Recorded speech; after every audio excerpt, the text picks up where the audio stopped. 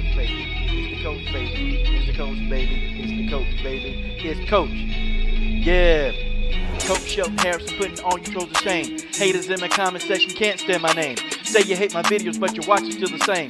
Nothing else to do because your life is just lame. Cause you a simp like that, a wimp like that, so fat like that you a blimp like that. I don't give a piss. How you gonna explain this? Forget what you think, cause this is my channel. Forget about your feelings, cause the truth is hard to handle. Tick to tick, tick to tickety top. Popcorn, pop tart fart. Leave a racist comment and you will get blocked. Yeah, Coach Shelton Harrison. I'm in the building. You in the building. Yeah. Coach Shelton Harrison, there never be no comparison. You're live on the show, sit back and have a listen. Yeah. Hey man, what's up? What's up on your Sunday night? Happy Father's Day to all the fathers out there. And shout out to all the people, man, that sent me happy Father's Day wishes, man. Hey, it's time to cook tonight. It's time to cook tonight. Yes, Abel. We'll send out a couple of links when we get to the boxing part, man. I'll send that out to the MMA heads. You know, I'll send them out a link while we on the MMA part. Definitely. We're going to get the show going, man. We're going to cook. We're going to cook hard tonight, man. We're going to get cooked. And I'm doing it like this because normally I do MMA and boxing separate, man. But it'll just keep people from just kind of sitting there, man. You know? It'll just keep people from doing it. Progress Music.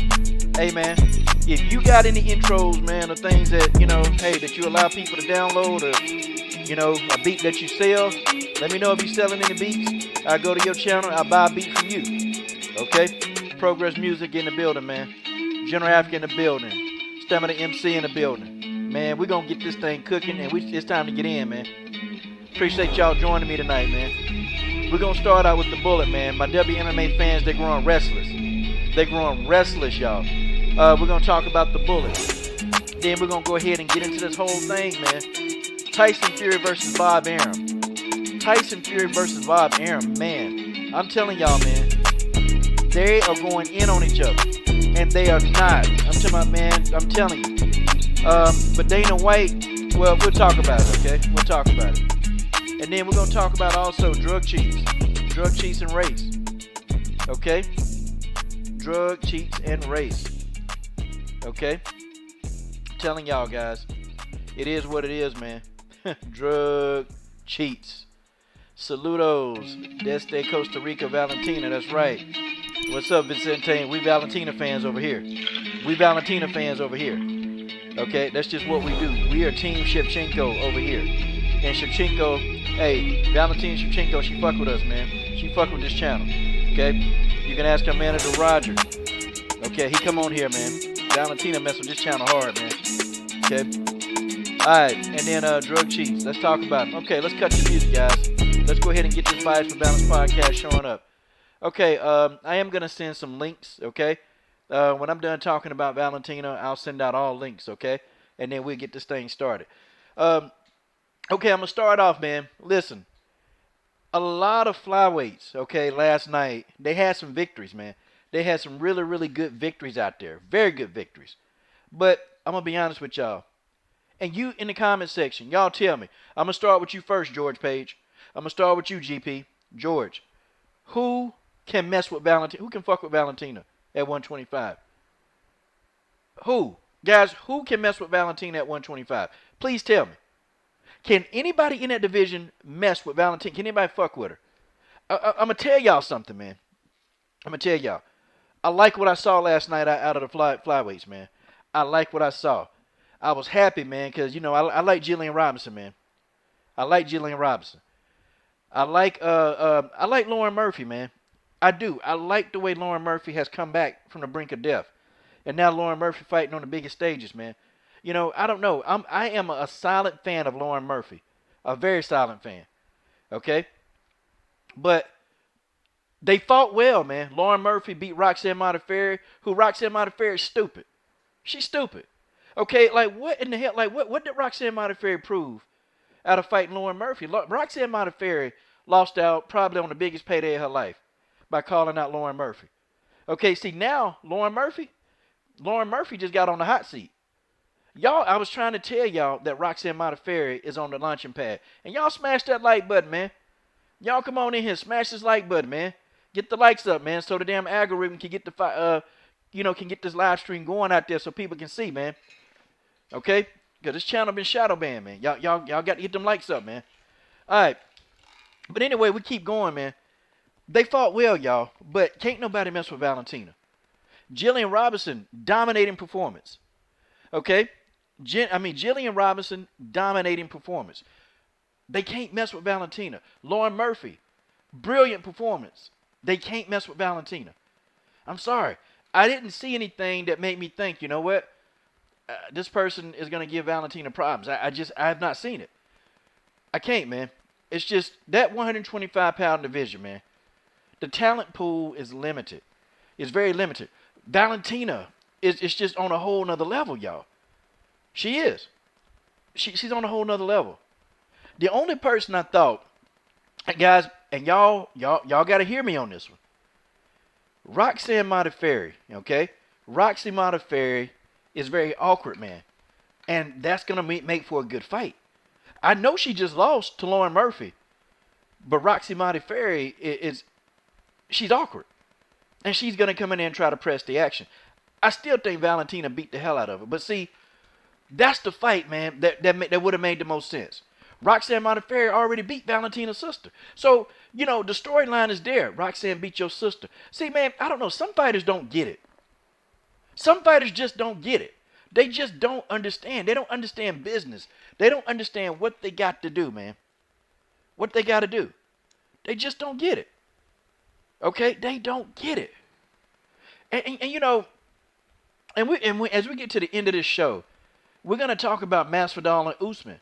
And I'm going to tell y'all, a lot of dudes don't like Masvidal. I don't like the fact that, his political. I don't like his political views. But if we talk business, man, y'all going to be like, man. Y'all going to be like, man. Okay? It is what it is. It is what it is. Okay? I tell y'all this, though. They're not messing with Valentina. Okay? And, and shout out to my man BJ Johnson, man. I ain't taking no knocks at it. Man, look, it's 2020, okay? It's 2020. I'm not arguing. I'm not taking knocks at none of my brothers, okay? None of my brothers, okay? If my brother BJ Johnson disagree with me, we just disagree. We brothers, okay? I'm taking no knocks at my brothers, okay? And I promise y'all, in 2020, I'm not going there, okay? It's not going to happen, okay? And because, people always want to see brothers go at each other. I'm going to disagree with my brother B.J. Johnson. I'm going to disagree with my brother No Filter, okay?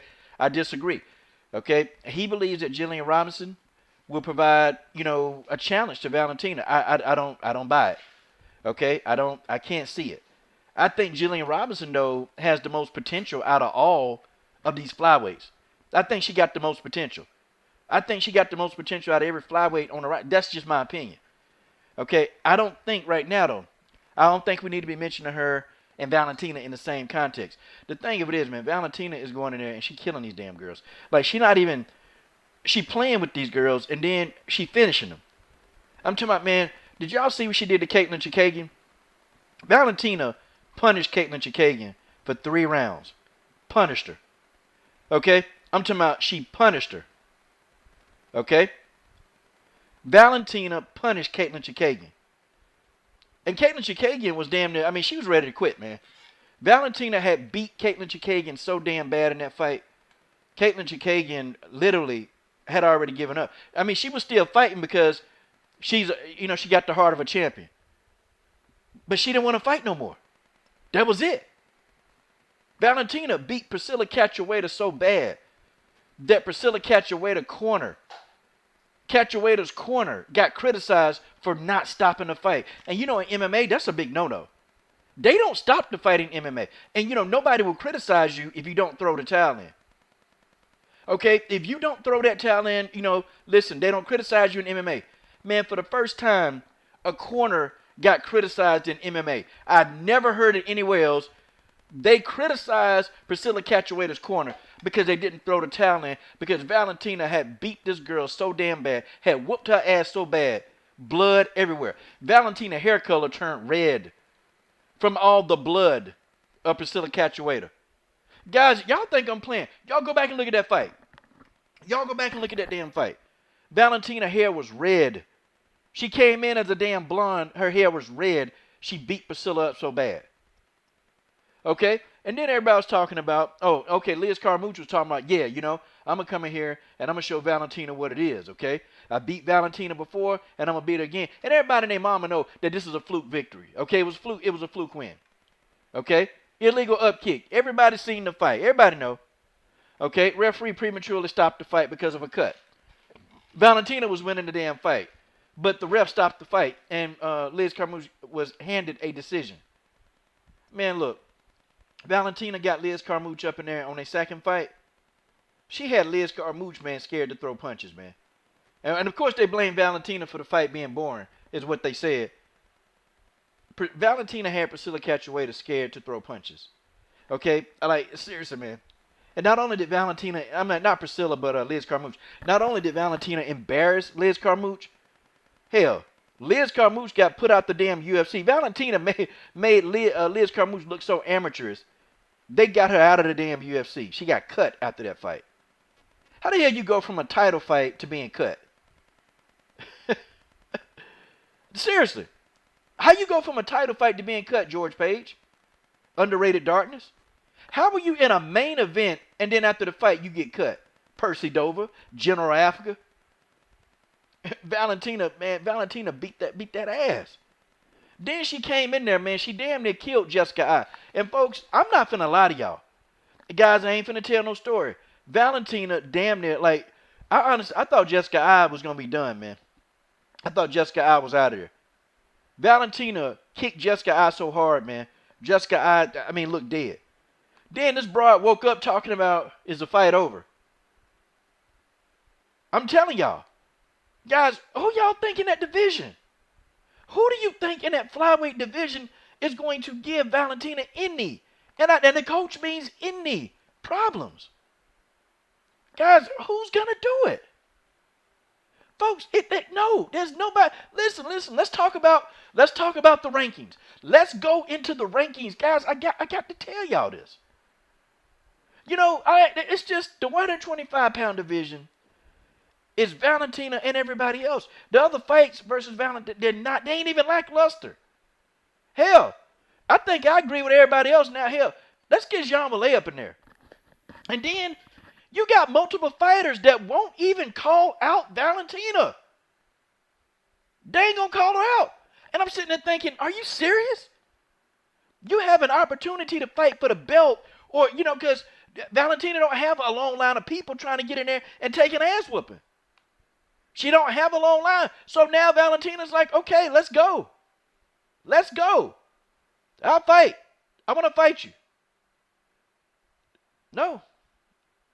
Not even. Nope. Not even. Ain't nobody calling out like that. And I'm talking about ain't nobody aggressively calling out Valentina Shevchenko. It's not happening.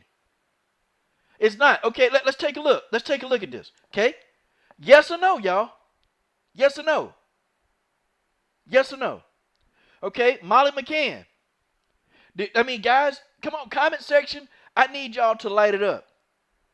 I need y'all to light this damn comment section up with yes or no. Light up the comment section now. Can Molly McCann give Valentina some work? Molly Meatball McCann. Molly Meatball ass head McCann. Can she give Valentina some work? Yes or no? And just say no to Molly or yes to Molly, and I'm going to keep going up this damn ladder. Jae-Yoon Kim. Y'all seen Jae-Yoon Kim? Jae-Yoon Kim be beating people up, knocking them out, hurting them. Do y'all think Jae-Yoon Kim can give Valentina some work? Yes or no? She's not going to fight her own sister, Antonina, but I think Valentina's a better fighter than Antonina. She's not going to fight her own sister, but, you know, it is what it is. Okay? Montana De La Rosa. Do you guys think, okay, Nicholas Moss said hell no. Donovan Jackson said no. Marcus Bell said no, hell no. Okay?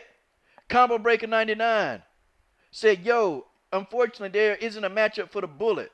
Okay, Combo Breaker 99, MMA Talk. You got some time, man. I know you might be at work. You can roll in here, man. You can roll in here, and we got to get your thoughts. I'm doing a full panel tonight tonight. Okay. George Page says, hell no. Meatball McCann. Molly McCann wanted, says stamina, but she knows that it ain't time for her. Okay, George says not even close to Meatball McCann. Marcus Bell says, hell no. George Page is laughing. Montana De La Rosa. Can Montana De La Rosa give Valentina Shevchenko work? Can Montana De La Rosa, and I'm talking about top 15. Montana De La Rosa. Okay? Can she give Valentina work? It is what it is. Can this happen? Folks, oh man, not going to happen. Not going to happen. Sorry. And I like Jillian Robinson, man. I like her. I like Jillian. Jillian wasn't even ranked. Now, I don't know how the rankings are going to change, okay? She beat Courtney Casey, who was also not ranked. So, I don't know. Okay? I can't, and again, BJ, that's my brother. I can't even put Jillian Robinson in the same convo with Valentina. I can't do it. Jillian Robinson not even ranked. Jillian need two more quality wins. Okay? Like, I wouldn't mind seeing Jillian, get back in there. And hopefully, I think this version of Jillian, well, Macy Barber's out for a while. Macy Barber out. I wouldn't mind seeing Jillian get in there with Andrew KKK Lee. I wouldn't mind seeing that fight. Okay, but nah. Montana De La Rosa, Alexis Davis. Y'all think Alexis Davis, the veteran, y'all think she can beat Valentina? Do y'all think Macy Barber can do it? Do y'all think Andrew Lee can do it? Andrew Lee was like, hell, ain't nobody beating Valentina. Ain't nobody beating Valentina. Macy, well, who said it? Andrew Lee out of her own mouth said it. Okay, the young stud, Vivian Araújo. I like Vivian. She ain't beating Valentina. She gonna get beat up. Lauren Murphy, I tell you what though, Lauren Murphy looked good, man. Lauren Murphy looked good. I don't know, okay? Lauren Murphy for the first round may offer some resistance, but then I think as the fight plays out, I think Valentina stops. I think she stops Lauren Murphy. Roxanne Modafferi. I don't think Valentina will stop Roxanne, but I think Valentina will dominate Roxanne. Roxanne is just hard to finish, man. I know people love talking about Roxanne Modafferi, and I know people always be clowning her. Roxanne can fight, man. And I'm gonna tell you, on a good day, Roxanne Modafferi will beat your favorite fighter. Okay? Hell, she beat Antonita. I was distraught, but listen, it's the truth. Roxanne Modafferi on any given day can beat your favorite fighter, and you don't know what day that Roxanne Modafferi just gonna have like this one of these command performances. You don't know. But Roxanne Modafferi, man, she bout it. Roxanne, she'll fight. She's about work, man. And I give Roxanne that salute. Yeah, I drop some damn money. I drop my damn money yet. I give Roxanne, I give Roxanne a shout out for that. I do. But me personally, I don't think she can deal with Valentina. I can't see it, y'all. I cannot see it. Let's keep going. Let's keep going up the list, okay? Jennifer Maia. I don't think Jennifer Maia beats Valentina. Okay? Yeah, but you know what, Stamina? I will support Lauren Murphy. I'll support Lauren Murphy. I'm going to tell you why I support Lauren Murphy. Okay? I'm going to tell you why. Okay? Hey, George, do me a favor, man. I don't want to talk about Lauren's drug history, man. And I think she gets that a lot. Lauren has worked really, really hard. I don't know, sometimes it's funny. But, she's actually worked hard, man, to get her life, to get herself clean. And she just had a big fight and she won, man. She won. Honestly, I have a lot of respect for Lauren Murphy. I may not like her attitude at times, but I respect the fact that this woman can, overcome her drug addiction. So I got people in my family, man, who use drugs, and they still ain't overcame them, man. Lauren Murphy did what most of the population can't do. She overcome a drug addiction, man. And I'm talking about a bad drug addiction. Lauren Murphy was strung out bad. And, to be on TV fighting in main events or close to it, guys, you can't, I'm not like a huge fan. I'm a silent fan of Lauren Murphy. Okay? I'm a silent fan of Lauren Murphy. But, this woman, she was able to kick the habit, man. And she's 36 years old. Lauren Murphy is 36 years damn old, and this woman kicked the drug habit Okay, a very bad one that could have killed her. And now she out here fighting. I mean, she out here fighting, and she probably 1 or 2 fights away from a title shot. Okay, she 1 or 2 fights from a title shot. Lauren Murphy ain't never been finished. I'm gonna tell you something. Okay, I think Valentina destroys JoJo Calderwood. Okay, I think Lauren Murphy. I think Valentina destroys JoJo. You know what? I wouldn't mind seeing Lauren Murphy and Valentina go at it, because we know Lauren Murphy, she ain't gonna quit. Okay, she's not gonna quit. She may not even be skillful enough to stick with Valentina, but she may even go 5 rounds. You know, Lauren Murphy ain't never been finished. She ain't never been finished in a fight. Yeah, you know what, Stamina? Yeah, man, because, you know, I have people in my family, man, who they been on drugs for most of their life, as long as I've known them. And they haven't kicked the habit. Lauren Murphy got clean. Like, do you understand, man, that Lauren Murphy had to fight? She been fighting her whole life. And you kind of have to respect, you might not like her, but you have to respect that she did that. You know, you really do have to respect that, man. Because, you know, addictions, let me tell y'all something about addiction. And I know that this stream is going to take a turn here, just for a little bit. I'm going to tell y'all something about addictions. It don't matter, man. It don't matter what kind of addiction you have. The end result is death. Okay? The end result is death. Uh-oh, can't talk to her now. I got a phone ringing. Hey, Sports Princess. Hey, I'm going to bring, hey, let me know, Sports Princess, if you feel like talking tonight. Okay? Because I want to get you on and see if you feel like, you know, sharing some MMA with me. But let me finish, man, going in on Lauren Murphy. You know, an addiction is serious, but all addictions, they kill you. I don't care what your addiction is. If you let your addiction control your life, it's gonna kill you. Lauren Murphy beat her addiction. Okay, Lauren Murphy beat Andrea Lee. Lauren Murphy beat Mara Romero Barella. Okay, wait a minute. How did she beat that case, though? How did Mara beat that case? Anyway, subject for another topic. She beat Andrea Lee. She beat 2 of the top flyweights in the world. Okay? Guys, you have to respect that. You have to. You might not like it, but you got to respect it. You got to respect it. Yes, was her drug pass something that, yeah, her drug pass almost killed her. Lauren Murphy's drug pass damn near took her life. But Lauren Murphy, she made it out of it. You know, she made it out of it. I just, you know, every now and then it's fun. It really is fun. But, you know, sometimes respect this girl's hustle. You know, respect Lauren Murphy hustle. Respect it. This woman, she's 36 years old. She's 36 years old. She beat Andrea Lee, who in her prime. At 36. She beat Andrea Lee, who's in her damn prime. You got to respect that. A former drug addict who nobody expected to do anything. A former drug addict who nobody thought, no one thought that she would do anything. And now this woman may be a fight or 2 away from getting a title shot. If that ain't a damn story, I don't know what it is. If that ain't a storyline, I don't know. Hey, you look, she might not be the most attractive. That's fine. I give y'all that. She might not be. Okay? She might not be. She might not be the best personality, but damn.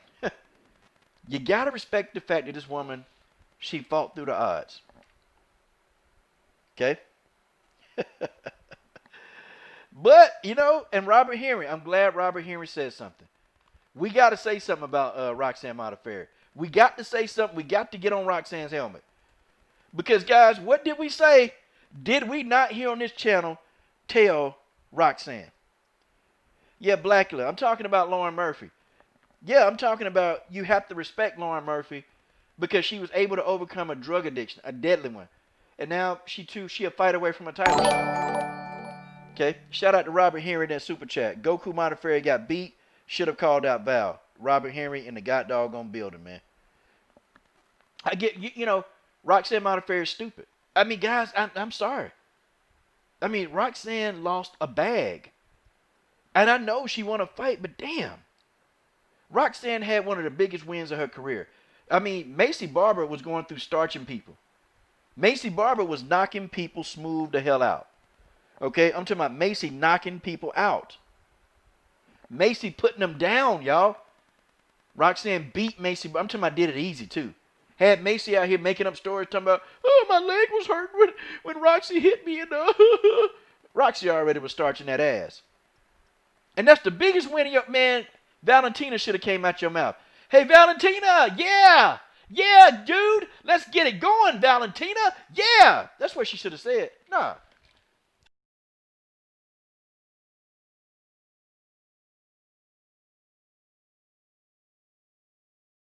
You know, on my darn, oh, God, dog, my microphone. Nah, George, I'm saying, man, I know you like to have fun with her, man. Just, sometimes today, I want to look at what this woman did. What she, like, think about what she did, man. Think about it. Like, who the fuck kicks a drug habit? That's number one. I swear, you see somebody who done kicked a drug habit, look, these people, they can go through wars. Okay, George, they can go through a damn war, man. They can go through a war. But, not only did she kick a drug, man, she fighting on a world level, the best fighters in the world. I mean, how many drug addicts do you see? How many former drug addicts do you see that's actually doing that? Seriously. Seriously. Okay, Stamina said, I didn't want to see Roxy fight V-Chef, but the opportunity was definitely there for her. She had momentum that she won't ever have again because of the wins and the opponents. Yeah, Stamina, she messed up a bag. Roxy Modafferi messed up a damn bag. Okay, she messed up a bag. She messed up a damn bag. And it's like, who the hell do she got to thank for this? Her damn self. Because she's stupid.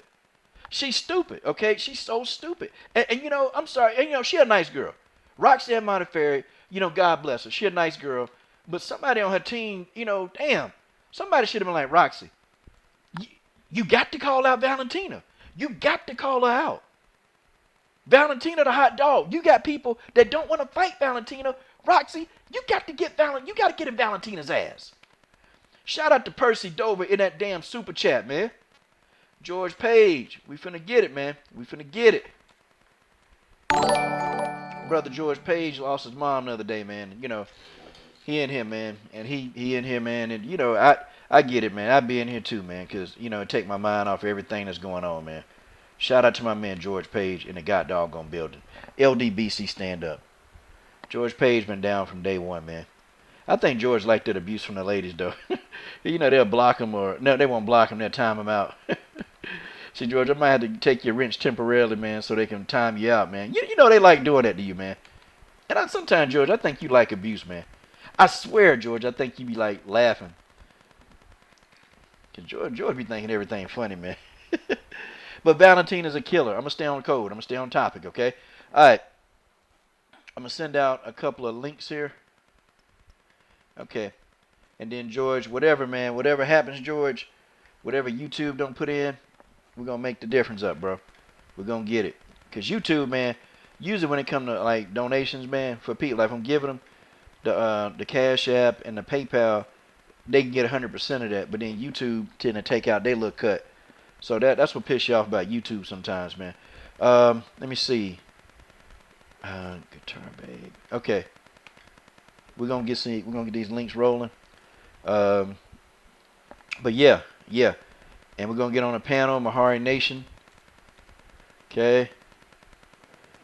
Cause I want to get some people. Let's cook. Okay. Combo Breaker 99. Man, Combo be working, man. Trying to get some people in here. General Africa. See if General Africa can get it. Okay, GP. We're going to see, y'all. And listen, I got to moderate this correctly, guys. Okay, I got to moderate it correctly. So, folks, you guys, y'all got to kind of be aware of me moderating because I have too many people. We can't exhaust all the topics. But I want y'all to get raw. When I bring y'all in, let's get raw. Let's get raw as hell. Shout out to Percy Dover in the super chat, by the way. Okay, but let's get raw. Okay, guys, I've sent out the links, okay? I'm going to be asking y'all questions panel. Y'all can get raw. Okay, the PG-13 channel is on. Yeah, now, sometimes I might just, like, George, I'm going to you going to keep it, George. You keeping that, but sometimes I might even take it off, man, so somebody can time you out. George, I don't know, man. That's your gimmick. It works for you. It works. George, you almost at 200 subscribers on YouTube, and you don't even advertise. You don't be like, hey, sign up for my page. That gimmick works for you, George. It works. Okay, guys. Yeah, Nicholas Moss. I'm gonna watch UFC 251. I'm watching that, and I'm gonna watch 252. Okay, I'll be watching. Okay, Ed Harris III in the building. That's my brother, Ed Harris III, man. This man, anything about seafood and guns, ask Ed Harris III. Okay, we got General Africa in the building. What's up, General Africa? Hey, what's going on, Coach, man? Hey, happy Father's Day again, brother. Hey, appreciate That's that, my man. homie, man. Yep, Man, General that's my Africa homie, man. in the god doggone building. That's what I'm talking about, man. General Africa. Okay, let me go ahead and cue y'all in what's happening with Dana White and Bob Arum. So, Dana White, man, Dana White took to social media, and I'm talking about, man, he completely destroyed Bob Arum, flamed him. And what he did with Bob Arum, he said, listen, Bob. So Bob Arum was calling Dana White an idiot. He was calling Dana White all kind of names, man. Saying that, Dana White was, putting people's health at jeopardy. And then and Bob Arum turned around and he had a card. He had a fight card. But they did about 300,000 viewers. And man, Dana White been on Bob Arum helmet. I'm talking about been on this man damn helmet, and and they going at it. But let me read the comments. Let me tell you what Dana White said about Bob Arum, and then you give your thoughts. Okay, so Dana White says, um, okay, let me see what Dana White said. Hold on, okay. Okay, so Dana White said Bob Arum roasted him for discussing the idea of moving forward with live events while the coronavirus pandemic was playing out. And now the veteran promoter is discussing the idea of putting together live events with spectators present. So Bob Arum is already talking about bringing people back into the arena. Okay, hey George, do me a huge favor. Let's put yourself on mute. Bob Arum Okay. has already talked about putting people back into the arena. He's already talking about that. You know, Dana White ain't saying that yet, but Bob's already doing it. And then Dana White said, people aren't even watching Top Rank on TV. So fans are going to effing show up now. So this a-hole is saying that he's going to have fans at his fights when a few weeks ago he was talking S about me for even going forward with live events. And then I go, and now he's going right after I'm going, but he's going to have fans all of a sudden too. He's an asshole. He has 300,000 viewers and he's going to have fans. What are 14 fans going to show up? White told reporters in the aftermath of Saturday's UFC ESPN 11 event from the Apex in Vegas. If Arum goes forward on the planned date, September the 19th, it will go head-to-head with UFC 253 pay-per-view event that White is planning to do with Khabib Nurmagomedov. Okay, General, go ahead, man. I'm going to start with you, man. Let's cook. Let's go. General Africa. Okay, George Page, let's go. All right, can anybody hear me? So, All right, go yeah, ahead. I'm here. All right, go ahead, George. Well, Bob Aaron is just an old piece of garbage. I mean, he's one of those guys who still think that his idea we think of BJJ is BBJ, and he doesn't like the fact that it's pushing boxing out of his out of his spot. And the last few years, like I said, honestly, I grew up as a boxing fan. I grew up in the last few years of Ali. I grew up with Larry Holmes. I grew up with Sugar Ray Leonard. I grew up with Thomas Hearns. I grew up with Mike Tyson. I grew up with Evander Holyfield. I grew up with Ron Jones. Then those last few years, boxing has really fallen off. It's just after Mayweather retired, I don't think it's not as good any much anymore. Roy Jones, he got laid back like 2 or 3 times. Manny Pacquiao, he needs to go ahead and retire and become the governor of the president of the Philippines. And these other fighters are dodging fights. There's no legacy fights anymore. You have fights like Gotti and Ward, Duran and Leonard. Um, Damn, you went way back. uh, you know, You it's went way just back. you don't have those fights. They fight not for money, not for titles, for legacy and respect. And boxing is dead. It's dead in the water. But Dana, which I'm not a fan of, the Lex Luthor lookalike that he is. God damn. He is bringing fights. He is bringing people to the table. He's making the fights that happen. Except for his, excuse my language, his fuck up with Cyborg and Nunez too. Get raw, We George. cannot ever forgive him that. We can never forgive him for that. Get raw, George. Yeah, I'm rough, rugged, and raw. You know, and we can never forgive him for that. You know, but you know what? He is bringing fights. I mean, you had like last night. You had like you had a lot of ladies fights last night. You had three divisions representing that night. You had two flyweights, one straw, and a bantam. If he can grow the 145 division, he will have more. But the problem is he's stuck in the idea that women have to look like pencil sticks with balloons on their chest, and it's So let's. just you have thick, healthy, strong women.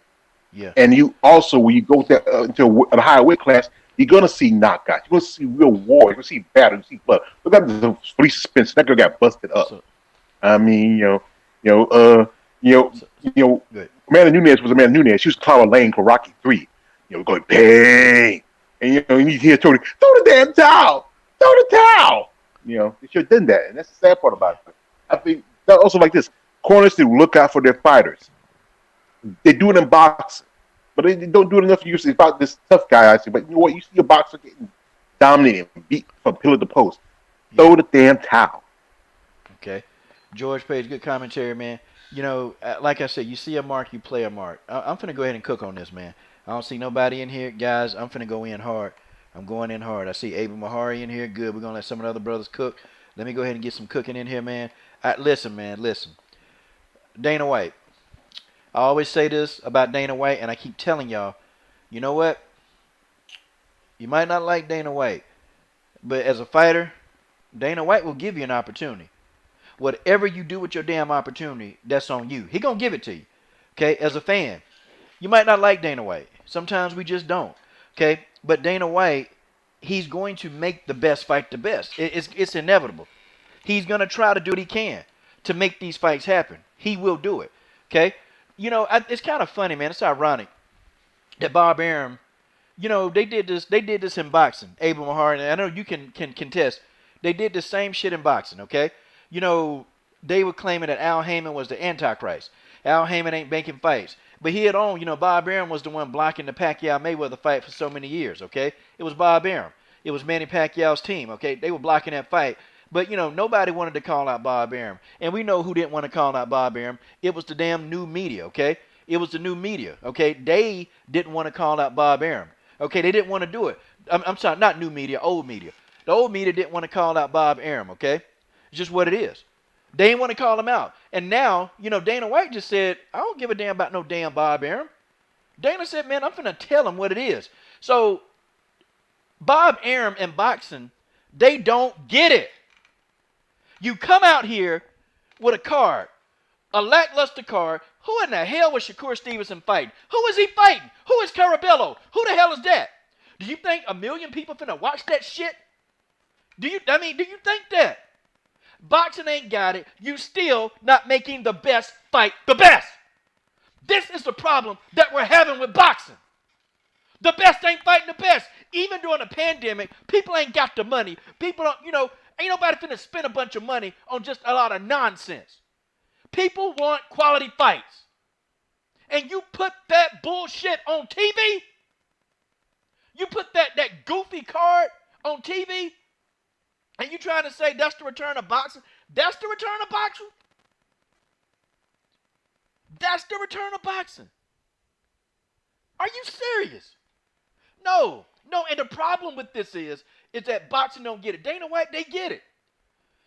Look, he ain't gonna pay the fighters a damn thing. Listen, I don't care about that. In the end, I'm a fight fan. I understand about why fighters complain about the money, but I'm a fight fan. Y'all understand me? I am a fight fan. I want to see good fights. I want the best fighting the best. Dana White gonna give it to us. Guys, have y'all looked at the cards since we've been on pandemic, since we've been on lockdown? Have you guys seen those damn cards? And Bob Arum got the nerve to run his mouth. Bob Arum, the return of boxing, it sucks. The return of boxing sucks. Folks, that's just what it is. And I care. I'm passionate about boxing. I'm passionate about boxing. But Boxing got to do better. Even during the pandemic, they can't give us the fights we want. Have you guys noticed that? Look at this, man. We got Curtis Blades and Volkanov. I mean, we got some good women fights. We got Torres and Van Buren. Murphy and Modafferi. Hell, man, we got what? We got Vittoria and Robertson. Okay, this is during the pandemic. Jessica I and Calvillo. These are heavy. Amanda Nunes going in there and destroying Felicia Spencer. Okay, we got Sean O'Malley, Aljamain Sterling. You know, these people fighting. We got Gilbert Burns and Tyron Woodley. Are you serious? Man, these are hell of a fights. Alistair Overeem and Walt Harris. We're getting the best Claudia Gadelha, Angela Hill, fight of the night type performance. We getting these good fights. Glover Teixeira and Anthony Smith. Justin Gaethje versus Tony Ferguson. Henry Cejudo versus Dominic Cruz. Man, come on, man. Come on. Stop playing boxing. Stop playing. And the fights go on and on. Francis Ngannou versus Jairzinho Rozenstruik. Coming in undefeated, and Francis Ngannou knocked him out. These are the best fighting the best. I don't care if the fights are finished early or quickly. This is the best fighting the best. Then we had Tyron Woodley back in March. We had him in March. He fought Leon Edwards. How does boxing explain this, y'all? And Gilbert Burns knocking Damian Maia to smooth the hell out. How does boxing explain this, y'all? We can't get the fights we want to see in boxing? And I'm gonna let somebody else cook because I'm pissed off about it. And I'm sick of boxing fans trying. Nah, shut up. Shut up. Okay? We can't get Joshua Wilder. We can't get Joshua Fury. We can't get Errol Spence Jr. and Terrence Crawford. We can't get those fights. I don't care who had fought. Don't tell me who had fought. I don't care. As a fan, I don't see the fights. End of story. Don't tell me the fights got to marinate. Don't tell me that we need to wait and get fans in. No, I need the fights now. Damn it! I need the fucking fights now. Why I gotta wait? Why do I have to wait for Teofimo Lopez? Okay, to fight Tank Davis. Why I gotta wait for that fight? Why do I have to wait for Vasily Lomachenko to fight Teofimo Lopez and Shakur Stevenson and then Tank Davis and then Devin the Dream Haney? Why do I have to wait for these fights?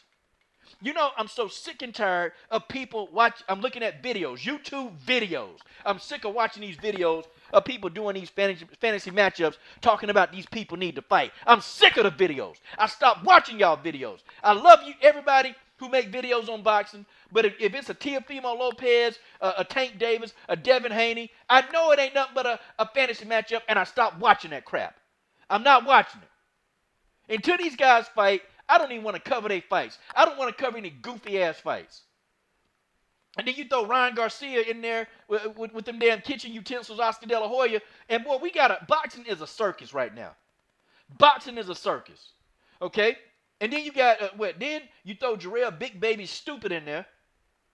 Another fight we can't see, okay? We can't get Dillian White to fight. Man, look, I'm sick of boxing, okay? I don't care. Boxing has put us in a bad state. Boxing has done us wrong. But you got people who are still coming here, oh, man, boxing. No boxing. And the fans have spoken. The 300,000 people, viewers, on the same network. Dana White had 1.1 million viewers on the same damn network.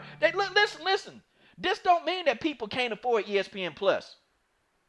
Okay, this don't mean that people can't afford it, because if you looked at Dana White 1.1 million, that means you can go look at boxing. You know why nobody don't want to watch boxing? Bob Arum. Okay, Bob Arum. Over here farting cobwebs. Okay, and pissing like a possum. Because, Bob, your fight cards suck. They suck. And all these people want to sit around here and criticize the PBC. I want to see, where are the Bob Arum videos? Where are the fucking Bob? What are Bob Arum videos at? These garbage fights? Well, no. But y'all quick to make an Al Heyman video, right? You'll make that video. Where are the Bob Arum videos? Somebody tell me right now. Man, I just started. Here. Ava Mahari, cook, man. Cook. I'm pissed off right now. Just cook. Yeah, you know what I mean, though, Coach. You are 100% on the money, though, man. I mean, This is one of the reasons why I stopped talking boxing on my channel, because literally boxing can kiss my ass at the end of the day because they're not getting to the fight what we want. Even during this whole pandemic period, they're still not giving us the fights that we want. You know what I'm saying? We should have had Joshua Wilder. We should have had Joshua Fury a long time ago. I still can't believe that we're still discussing about waiting to see Errol Spence Jr. versus Terrence Crawford. That's a mega fight, and it hasn't even happened yet. You know what I'm saying? About it for 3 years, Abel. I know, for 3 years. For 3 years that we waited for this fight, and we still haven't gotten it. It's good. Let me tell you something. They're gonna fight when it's 5 years too late. That's what we see in a lot of this time in boxing, though, bro. You know what I mean? This is one reason why I don't even talk boxing on my channel, because it's ridiculous. You know what I mean? The politics behind it and these greedy ass promoters waiting for this fight to, waiting for like 5 to 6 years until it's too late. You know what I mean? We should have had Wilder versus Joshua when they were undefeated 3 years ago. And look what's happened since. Joshua lost and Wilder lost. You know what I mean? You allowed Tyson Fury to basically run amok and basically become relevant in the heavyweight division. That's what's been going on around here. And you know what's really disgusting about me, does this so too? And what disgusts me is that MMA, I hate to say it, they've been kicking ass. They've been giving the fights that we want. Now, at the same time, we don't like Dana White either because he's a scumbag. But hey, he's giving us the fights we want. You know what I mean? And look back this though, Coach. Remember when people were saying like, oh, how much of a scumbag Don King was? Last time I checked, Don King was doing his part of making us the fights that we were looking for years. He allowed Mike Tyson to face against Evander Holyfield, okay? He allowed Sugar Ray Leonard and Roberto Duran, okay? He allowed them fights to happen, though, bro, under his watch. At least Don King was doing his part to making them fights happen, despite the fact he was a scumbag promoter. But what about Bob Arum? How come Bob Arum doesn't get no criticism, huh? I'll tell you why is that. Because he's a white man promoter. He's looking for that great white hype to try to sell to the boxing public. And guess what? It's never worked. You tell me that Gennady Golovkin is supposed to be your face of boxing. Ain't nobody knows who Gennady Golovkin is other than us. Man, and all we've been doing is fighting bums. Can't about no damn Golovkin. I know, but leave now. I know, bro. That's what they trying to sell. That's what they try to sell to the dumb casual fans. And what happened? Nobody was looking into him. That's one of the reasons why HBO Boxing went out of business, because they tried to push the great white hype into the fans' faces. You know what I mean? And then what happened? Bye-bye HBO Boxing. Okay, now I'm going to tell you real quick, man. Let's get these super chats caught up, man. D Bevel the Champ said, that's why I've been watching more MMA. Enough of this A-side, B-side BS, and unfortunately, boxing fans are cool with this, of course. And then D Bevel the Champ again, I agree with Abel Bahari 100%. Okay, all right, Abel. Sorry about that. Go ahead, sir. Nah, you're absolutely right, though, bro, because, listen, this is MMA right now, they're taking over, man. And they've been taking over for the last decade, okay? The point is that if the fans do not apply pressure to a lot of these fighters and promoters to make the fights that they want, they're going to go somewhere else to get the fights that they're looking for. Most of them have, just like what George Page said, he grew up, during the era when Ali and Frazier were fighting, and when Sugar Ray Leonard and Roberto Duran were fighting, and Thomas Hearns were fighting. You know what I mean? That was the glory days when they were not worried about money. They were worried about pride, about their legacy. But in this generation, these fighters that are elite, they don't want to fight each other because they're worried about losing their bag. They rather fight against bums and risk losing their financial worth and risk losing to a bum. You know what I mean? It's absolutely ridiculous. And how is it that Dillian White can sit up in this motherfucker and basically say, I'm the real WBC champ, knowing you never fought any of the required fights to get yourself in the mandatory position. And now Tyson Fury basically accepted the WBC franchise tag because he don't want to fight your worthless ass. You did it to yourself, though, Dillian White. And this is why boxing is always going to hold itself back to the day that the sport extinct itself, because they keep doing this every single time. And I hope to God when Bob Arum dies, I'm going to tell you something. I'm going to go Jim Cornette on this shit. I'm going to piss in this fucking grave. Real talk, bro. I ain't going to do all that, man. But No, I am serious. I'm going to do that because he's the reason why boxing has been held back for all this time. It ain't Don King. All right? It ain't Don King. I get a little pissed off, man. But, I don't wish death on him, man. Now, come on, man. No. Wish death on him now. Come on now. No, bro. I'm tired of seeing his face. I'm tired of seeing the dude's face. He's talking about, oh, listen, this fighter is not worth the time. We don't have the money fight. We don't have the money to fight get this fight for Dan Crawford. What benefit you don't understand? No, we don't understand you because you don't make the fights that we want, you dumbass. Man, that's Somebody needs to fix that fucking voice of his. God damn. God, dog, he went in hard. Man, he went in hard. Oh man, yeah. Hey man, I'm letting y'all get raw today, bro. The PG-13 off. I'm gonna still keep my PG-13 on it as much as I can, but you guys, you don't have to do what I do. Y'all can go hard. Hey, let me tell you something. Hey, salute to George Peso. Salute to you, my brother. We going rated X on this shit. You understand what I'm saying? Just like what George Page said. Thank you. Nah, Yeah, no problem, bro. Just like what you say, George Page. Yo, we bring out the thunder, and here we come. That's right. Hey man, shout out to XAGucci23. Oh, no, shout out to my man XAGucci23. And then super chat, he says, salutes coach, chat panel, keep speaking truth, fam. Okay. Hey, yeah, we're gonna have a fire show today, man. I told y'all what it was. All right, let's let my man Combo Breaker 99 go on and get up in there, man. Combo Breaker, what's up, man? Hey, what's going on, y'all? Hey man, it's the brother Combo Breaker 99, man. All right, man. Hey man, go ahead and cook. Combo breaker. George. I ain't gonna be too raw, man. It's Sunday, so I'm gonna, I like to be easy like a Sunday morning, so I'm gonna be kind of chill with y'all. Y'all need a little balance out here. Okay, let's go. Hey man, but I feel him on the boxing though. Like, I'm not gonna lie, man. You know me as a diehard boxing fan, but I have not done a boxing video in a while now because I haven't really had reason to. And then last night, I found myself turning as soon as the ESPN card started. The top ranked card, I just turned from it. I'm just being honest. Like, with the return of the UFC, they really just like gave us fights of significance. I mean, it doesn't have to be like a big main event. It doesn't have to be a fight where everybody's a big money maker, but every fight leads to something. Everything with the UFC has had some sort of definition to it. But boxing, man, like, they can't use the COVID as excuse because these fighters should be staying in shape.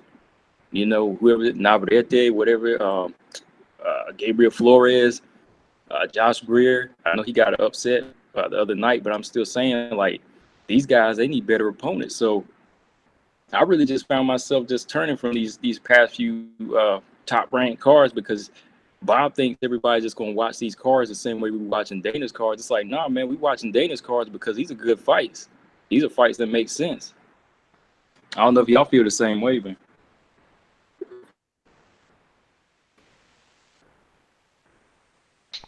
Okay. All right, General Africa. All right, man. Have you had a chance to cook on the topic? Nah, not yet. General Africa. Okay. For sure. Hey, man. Hey, salute, Combo. Salute, my brother. Mahari, Coach. George Page, that's my brother, man. Hey, stay up, brother. Right. And everybody in the chat, man. Yeah, it is what it is with boxing. I haven't really been following boxing for a minute now. And we were kind of talking about a lot of the hardcore boxing fans, new media, the LDBC, a lot of channels on the LDBC.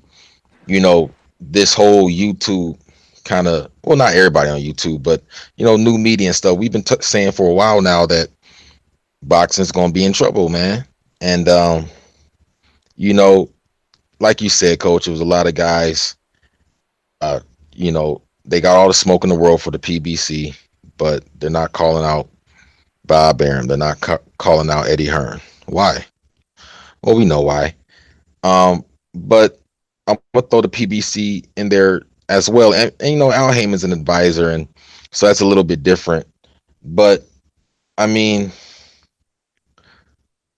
well, you know what? At least the PBC has put on some good fights. But overall, with boxing, these guys run these promotional companies like they're, like fucking Jimmy Hoffa and like mafia guys, man. I mean, it's crazy, and it's too big to fail, so to speak. It's too big to fail. It's completely corrupt, and this is what happens. So in MMA, the fans get, what they pay for.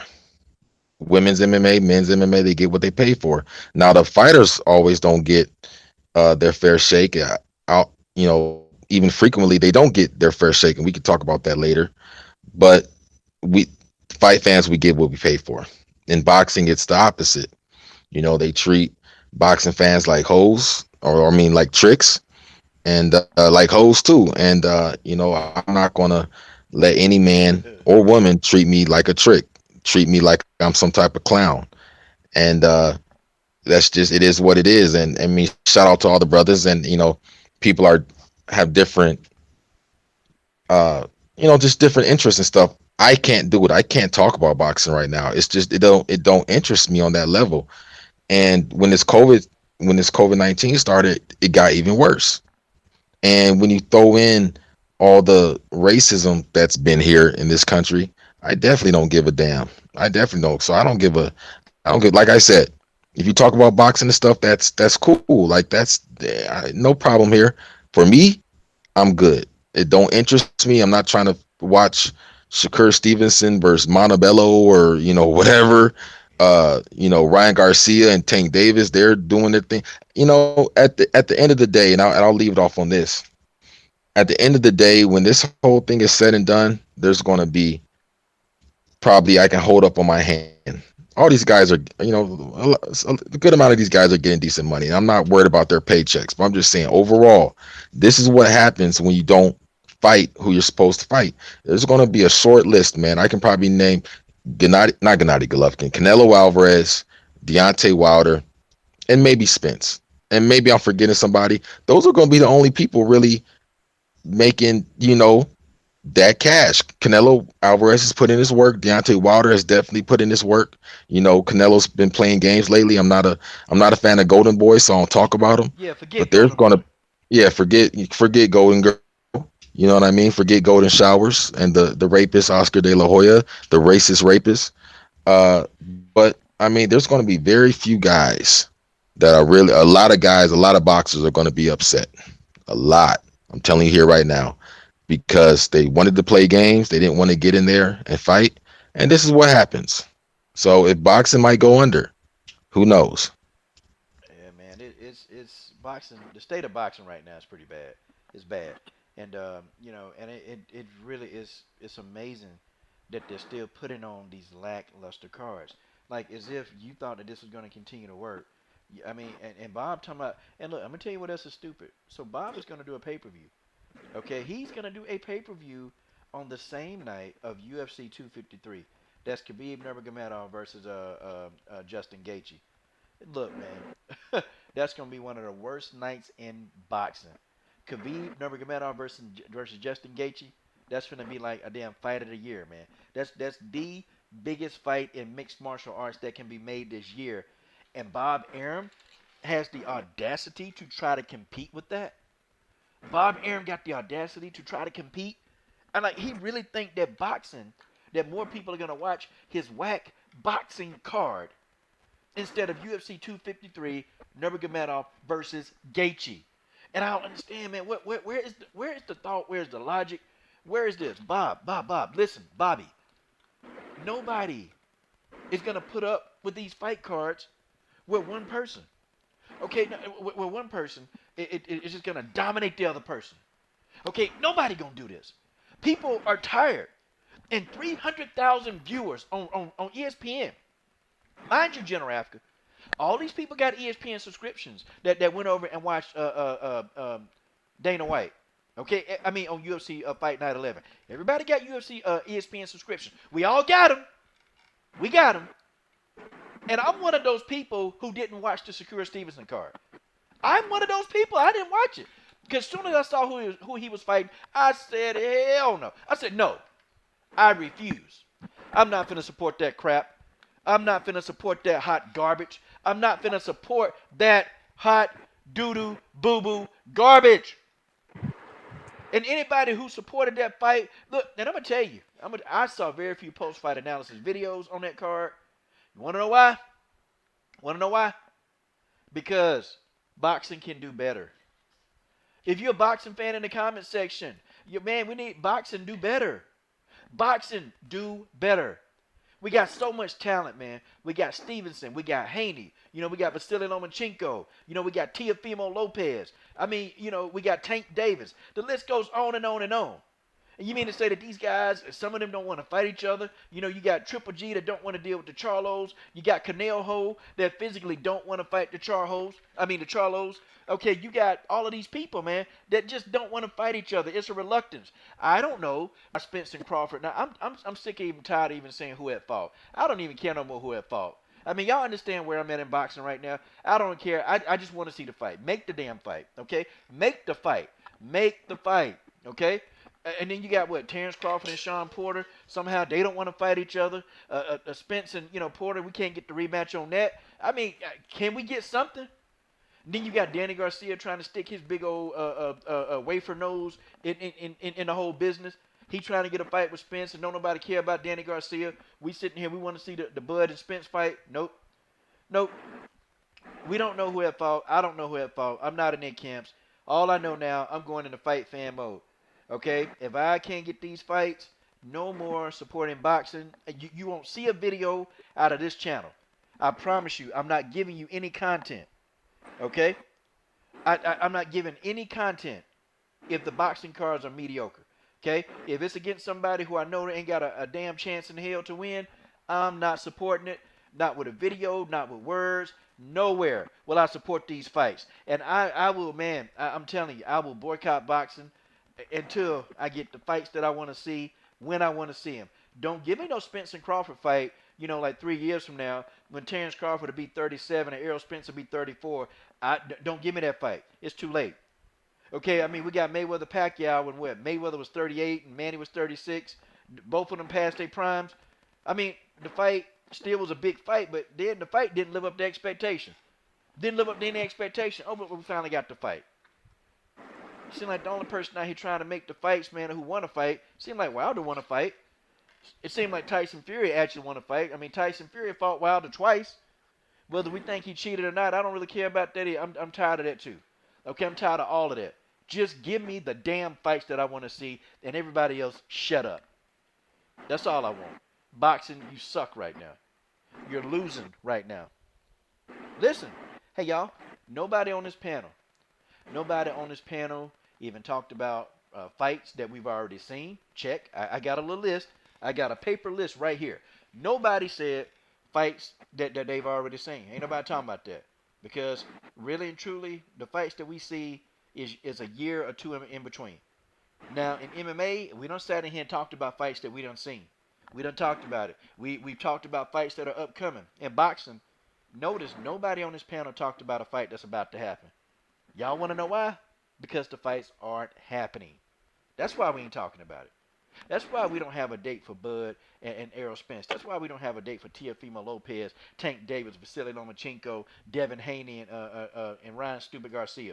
That's why, y'all. Boxing has failed. Folks, and repeat after me, boxing has failed. Seriously. Joshua Fury, we don't even know. I think Tyson Fury said Joshua Fury, George, that's going to happen, after Tyson Fury beats Wilder. So, Tyson said after I beat Wilder, I'm going to go ahead and...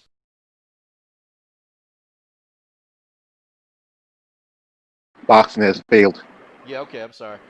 Yeah, but it is what it is, guys. So let's move on to the next topic, man, because I get so passionate about boxing, man, that man. Okay, I want to talk about these drug cheats. Okay, now, so listen, guys, and I'm going to tell y'all this, and I'm not trying to, yeah, I am trying to. I'm going to go there. I noticed that when Jarrell Big Baby Miller, remember, he tested positive, lied about it. Okay, it was a big uproar. People were saying that Jarrell need to be banned from boxing. And this is, okay, old media. People that follow old media start talking about Jarrell Big Baby Miller. He need to be banned, okay? He got popped. He lied about it. He need to get banned. Now, these are same, old media people that didn't want to ban Canelo Ho, okay? Remember, he tested positive for clenbuterol, had it in his system, then he tried to blame it on the meat, okay? Nobody said Canelo needed to be banned, okay? Tyson Fury, had a farmer come out and actually say that, they tried to pay this man to lie for Tyson Fury. Okay, Tyson Fury got caught using dope. Nobody, came for Tyson Fury helmet. Nobody said Tyson Fury need to, lose his career. Tyson Fury need to be this. I'm talking old media. Okay. Now, of course, we had some new media people that said, "Yep, Tyson Fury should get banned." Look at this, and even new media were being fair and saying, some new media guys said Big Baby Miller need to get banned. Okay, but it's the old media. Why is it when a black man, when he do something, okay, we want to take the man's career, he can't be forgiven. We want to take his whole livelihood. That's what we want to do. Okay, but with Tyson Fury, Tyson Fury had mental problems. So that's the reason why he got tested positive. Tyson Fury was going through a lot of stuff. So I guess Jarrell Big Baby Miller can't be going through anything. Okay, I guess he don't have any issues. I guess, remember the whole thing with Alexander Povetkin. Hell, Alexander Povetkin tested positive when he was supposed to fight Wilder. He tested positive when he fought Johan Duhaupas, and he went in there and knocked out Johan Duhaupas. Like, Johan Duhaupas was like, listen, I'll fight you anyway. Like, Alexander Povetkin came up positive. He popped. But, man, they said, nope, we'll fight him anyway. And he went in there, and Johan Duhaupas got hurt. We don't even heard from Johan Duhaupas since that Povetkin fight. So, I mean, but nobody said Povetkin need to lose his career. Nobody said he need to be banned. Talking new media. And we can keep going on and on about these drug cheats. But Big Baby Miller get popped. Oh, yep, strip everything he got. John Jones get popped. Oh, man, John Jones don't deserve a payday. Y'all remember Big Stupid McCarthy? Talking about John Jones don't need another payday. But then, he ain't said nothing about Brock Lesnar. Okay, I mean, he ain't said nothing about all the other people that's done popped. That's done came up dirty. Okay, he ain't said nothing about Josh Barnett. He ain't said nothing about his boy Josh. Okay, I mean, all these people that's done popped in mixed martial arts. Nope, you ain't hear no words out of Big Stupid McCarthy. See, Big Stupid McCarthy, he's one of those people. He's like the old media, except for he's MMA old media. Okay, that's Big Stupid McCarthy. Okay, and he would call him for John Jones' paycheck. Calling for John Jones' paycheck, but then you got Conor McGregor over here. This man over, tearing that cocaine up, throwing stuff through the window, doing all kind of stuff, man. But he ain't called for Conor McGregor paychecks. I mean, how you gonna explain all that? He worked with Chael Sonnen. Chael Sonnen is a big dope fiend. Big dope. I ain't never heard nothing out of Big Stupid McCarthy about Chael Sonnen. All the times Chael Sonnen done popped. Man, y'all get out of here, man. When the black guy pops, everybody wants the man job. Everybody don't think, he deserves another payday. And, he can't get himself, correct. He can't get himself right. Even in the whole Chris Cyborg thing. Okay, even in the Chris Cyborg thing. Chris Cyborg not even black. She Brazilian. And people was on Chris Cyborg helmet. Matter of fact, they still on Chris Cyborg helmet. They still on her helmet to this day. To this day, they still on her helmet. Chris Cyborg can't escape that. Okay, man, you shouldn't support a drug cheat. Oh, okay. I shouldn't support a drug cheat, but then y'all be the same dudes that go around and y'all was fans of Brock Lesnar. Like, how do you explain all that? I shouldn't support a drug cheat, but y'all like Chael Sonnen, and many of y'all sub to his channel. I mean, how do you explain that? I shouldn't like a drug cheat, but you can. Now, y'all understand it's the exact same narrative. Y'all get it? See, they want me as a black person to not support who I want to support. Okay? But they can support who they want to support. They can support any drug cheat they want to. Oh, well, it don't matter. It's different. Well, how's that different? Didn't they both get popped? Same thing with Jessica Panay. She popped, but the only person they want to talk about, oh, Cyborg. Cyborg, yeah, man, she's a drug cheat. Jessica Panay a drug cheat. Yeah, there's plenty of drug cheats. The thing of it is, man, and I'm going to let somebody else cook on this, man. I'm going to let somebody really cook. So what do you do? Okay? What do you do? How does a person be forgiven? How does a person actually, like, how can a person that's on the coincidental list, what do they have to do to be forgiven? Because it seems like to me that these fighters, they always have their past brought back up. Like, the past is always back. They brought them back up. They can't even live it down. They can't even live a fight without somebody talking about the fact that they messed up and made a mistake. So what happens? I feel like these people, they get treated like George Floyd. The man got a knee in his neck, and everybody, talking about his criminal record. Nope, they forgot that, the man just got a knee in his neck and in his neck, and he got suffocated to death. So they trying to suffocate these fighters, man, on the coincidental list. They trying to suffocate these fighters. They trying to, make it so these fighters can't make no bag. They can't get no paper. That's what they trying to do. All right, I'm going to go over to George Page, man. George Page, just give us your thoughts on this for a few minutes. When I remember when one of my favorite wrestlers said, "Stone Cold, you want forgiveness, you take your ass to church." The thing is that they're gonna ride on Cyborg, but we just got Rich Osprey got popped, and we ain't gonna see her for a while, so her ass gonna be shaking her booty on Instagram as a fan only for the next few months. And then John Jones, who snitched, so you have to do some time. He's like Toxie 6ix9ine, you know. And then you don't talk about Brock Lesnar, don't talk about Frank Mir, don't talk about Ken Shamrock, but they get stuck on Cyborg. And Cyborg did it once, and she was young, and she made a mistake, and she changed her ways, and she became a dominant fighter. The problem is that, like I said before, there's still those people outside of MMA. She think it's just some human cockfight. That's all it is. Their mindset. But right now, it's the time is changing. This is a new millennium, a new generation. They want to be entertained. They want to see more vicious. They want to see blood. Boxing was always called a gentleman's sport. The fact is, not many people are gentlemen or ladies. The thing is that as fans, we want to see real fights. And if you got to, there's no story I remember saying. There was this scientist. He did a test, and he did a survey with these group of athletes, and he said to them, "You have a choice. You can take a drug and make you a superior athlete, but you cut your life after 5 years. Will you do it?" And majority of the athletes said yes, they would do it. Now, I don't, you shouldn't use drug, like, especially, I'm a fan of bodybuilding, and a lot of people associates, steroids and performance enhancement with that sport.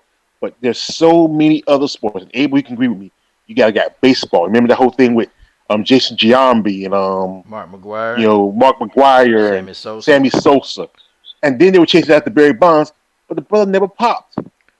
Barry never popped. Then they tried to use his ex-girlfriend, but she was just I hate to say it, she was just a jealous bitch because he broke up with her. Mm-hmm. And then he had his homeboy. They had him on trial, but he never say, "Hey, Barry was my man." He never took anything, But that's the thing is that people, they're always going to, they put that asterisk on Barry Bonds on record. But well, what about Mark McGuire? What about Jason Giambi? What about Sammy Sosa? But it's just that the old media and these lunkheads who follow it just don't know. And and you got somebody who's like likable, like Cyborg. She's doing with this whole shutdown thing. She's doing training sessions with her daughter. She's advertising. She's working her tail off. Yeah, she's a hustler. But you get other chumps who just what they have to do because they don't have no real job. They're going to be going someplace like some fighters. A lot of fighters go back to Brazil and fight because they don't have to worry about USADA. Because USADA is supposed to be for America. So a lot of fighters from other countries are going to go back to their country and fight, or even fighters from this country will go to other countries and fight. Because they don't have that real strict rules, whatever. Like I said, it's just something that it's the mindset of people. You can't change people's opinion. Like I said before, people still call like I said before, they still call BJJ BBJ, and I'm British blowjob. That's how they call it. Brazilian blowjob. George Page. God dog. You said go raw. George Page Jr. That's wrong. There you go. Oh, man. George, what is wrong with you, man? Come on. All right, Abel, go ahead and cook, man. Yeah, bro. I mean, it's at the end of the day, though, man. But also, a little quick snippet, though, too, just a little bit off topic. But The Undertaker officially retired from professional wrestling, so he is officially done from professional wrestling for good. Just to let y'all know, for everyone in the chat. But the thing with this, though, bro, like it's always been double standards when it comes to sports. You know what I mean? It's everywhere because I used to follow baseball a lot when I was a kid, and people followed Mark McGuire and Sammy Sosa like they were gods or something like that. But Barry Bonds was a 20 times better player than those two combined. And you know why Barry Bonds always was been jealous about, been always perceived like a jealous person or always been a guy that's always been a prick? It's because these people in the media like to play these double standard games with these athletes all the time. That's why there's one of the reasons why Barry Bonds allegedly decided to go on for the steroids, because he wanted to prove a point that even with the juice, I'm still a dominant baseball player. And he already was a Hall of Famer. You know what I'm saying? Now, when it comes to the whole boxing thing, okay, they like to always make a fuss about, them black fighters always taking performance-enhancing drugs, ignoring the fact that Mr. Canelo Alvarez has been caught with drugs in his system numerous times, and they don't like to talk about that. And I tell people this all the time.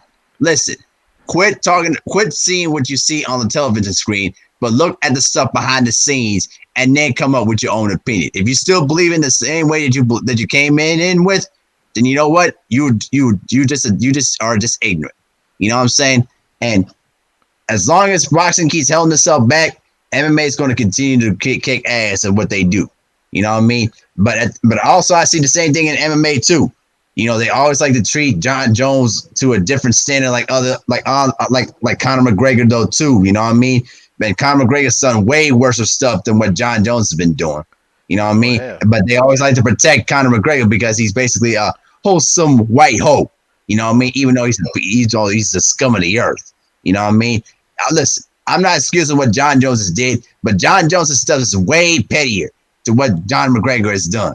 And I don't see mainstream media attack Conor McGregor in the same vitriol like they do to John Jones.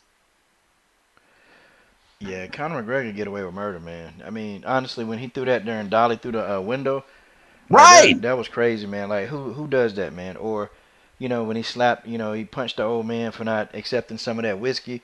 Like, he punched a senior citizen, man. This man in his waning years. That's somebody's grandpa or their father. Yeah, somebody's granddad, man. He punched a guy, an Irish guy, punched him in his face, man. And man, that's ridiculous, man. How does he get away with any rape of that? charges? Yeah. But people don't talk about that. Conor McGregor, man, this ain't a good dude, man. This is not a good dude. This is not a good dude, Joe. Not. Yep, but they like to praise this guy nonstop. Why? Because he basically talks trash, and they think that he's an all-time great fighter. And I say he's fucking overrated. He's totally overrated. Yeah, he is. And see, I'm gonna tell y'all something, man. What kind of message do this send out? See, me, I'm one of those people, man. When I look at children, I look at a child. Okay, I don't look at like what they look like. I don't look at what they've been through. I don't look at what color they are. I see a child. And so kids are impressionable. And so, just imagine, man, you got the kid that, they come from nothing and they think that you have to be like Conor McGregor. You have to behave that way in order to make it in life. Like, in order to be successful, that's how you got to behave. And you got a lot of kids, man, that want to be like this clown. A lot of people want to be Conor McGregor, man. But see, they'll have to deal with the demons that come with being a Conor McGregor. And, Conor McGregor's he ain't a role model, man. He's not good for anybody. At least with John Jones, I don't care, even if it's for at least John Jones tried. John Jones is out there in them streets, man, stopping some of them people from vandalizing these buildings. And, he was stopping these people from spray painting and looting. John Jones is out there doing that. Okay, it's not heavily publicized because, they're going to publicize when John Jones make a mistake. But he actually was out there stopping some of that looting. He was using his power as an MMA fighter because, ain't nobody going to try to fight him. If they did, if they don't know who he is, they might. But, people that know him, they ain't going to try to fight him. But, he was, going out there, stopping the looting. I mean, because what did he do, man? Like they were trying to loot a store, man, and John Jones pulled up over there, said, "Nah, this ain't the way." He snatched some spray paint cans out of some little white boys' hands that were trying to like graffiti stuff. Yeah. He had snatched that stuff out of their hands, and they couldn't do nothing. He showed one, man. I gotta find. He was in a store, man. He walked over, and he was telling some people, man, that this ain't the way, Or he was saying something like that. Like, I gotta find it, man. It's somewhere on his Instagram or Twitter. I think it's on John. Man, hey, combo breaker, my bad. Dang, combo breaker, man. Go ahead and cook on the topics, man. I skipped you, man. I'm sorry. Oh, that's all right. No, go ahead, man. Well, I gotta say, man, it's like. It's just you just got to look at the big picture. Like, sports is a part of just entertainment and what they want to put out to the white and black community. So the first thing I think of when I think of drug cheats is like these these drug shows out here. You ever watch these like drug shows and what type of people they have up there that are addicted to drugs? They're only like putting the spotlight on these little white kids, and they're showing them as the victim. Like, oh, these victims are hooked on heroin, so they need our help. They need our help. But when you look at like the black kids, maybe hooked on crack, they're saying, oh no, these are animals. They thugs. So that's the same thing that you got in the boxing industry. You got Tyson Fury. He's got mental problems. He's got depression. So he's the guy that's allowed to be on cocaine. He's allowed to snort some mountains. He's good. But then when you look at somebody like Dillian White, he's an animal. Gerald Miller, same thing with him. I was watching one show that I can't remember on YouTube, and this dude, he just went off on Gerald Miller. He called him like a walk-in pharmacy, big animal. I was like, wow, man. It's like, you could just see like the difference. Like, it applies to the same thing they want to push to the people in real life. Same thing with Conor McGregor. Like, same thing Conor McGregor is privileged to do. You're going to see a lot of white kids out here breaking windows with dollies, and they're going to just get away with it because that's how they want to portray him. Conor McGregor is the bad boy. He's the rebel. John Jones is the thug and the animal. He's the villain. Same with Floyd Mayweather. So that's the same way they portray it in the sports world, because it's just another piece of the big picture that they want to really make people see. And that's my thoughts on it. Wow, combo, man. Man, you definitely went in there, man. You okay, okay, XA Gucci said he want to reply. Okay, XA, go ahead and call in, man. And you can reply because, just adding wait a minute, where's this reply? What reply? What are you talking about? I'm sorry, I'm not even looking at I swear, I have to go back because I really ain't been paying attention to the comment. I just get in there and say smash the like and get in there. Just repeat it again, okay? Just repeat it again. Yeah, y'all smash that like button, man. Y'all stop looking at the screen. Y'all know this channel, me and full time. Y'all know we shadow ban. Come on, man. Y'all can do better, man. Cause we coming in here, man. Me and we consistent, okay? We try to be, okay? Y'all smash the like and share the videos or do whatever, man. We're gonna get this live stream bumping, man. Okay, all right. Who hadn't got a chance to cook on this, man? Who ain't got a chance? I think everybody cooked. I think it's General. I didn't hear General. Oh, GA. Let's go, GA. Yeah, that's the way it is, man. And if we don't say nothing about it, then it's going to keep on happening. People are going to sweep it under the rug, and that's the way it is. Like y'all said with Tyson Fury, people and I'll admit it. Even I bought into it a little bit. It was the whole rebound and the whole comeback from drug addiction and depression, and that's cool. And I like to see people come back from that. But at the same time, nobody really talked about, so you're going to pull out the red carpet for Tyson Fury and you're going to do this whole, Rocky, kind of hero comeback story, but you slandered Deontay Wilder for saying he wants to catch a body in the ring when Tyson Fury got popped for steroids. Okay. You got Conor McGregor punching old grandpas. He's been on cocaine. He's done crazy stuff. But you want to talk about John Jones? It's the same double standard time and time again. And I'm gonna come on here and bring it up. I'm gonna say something about it, and I make no qualms about it.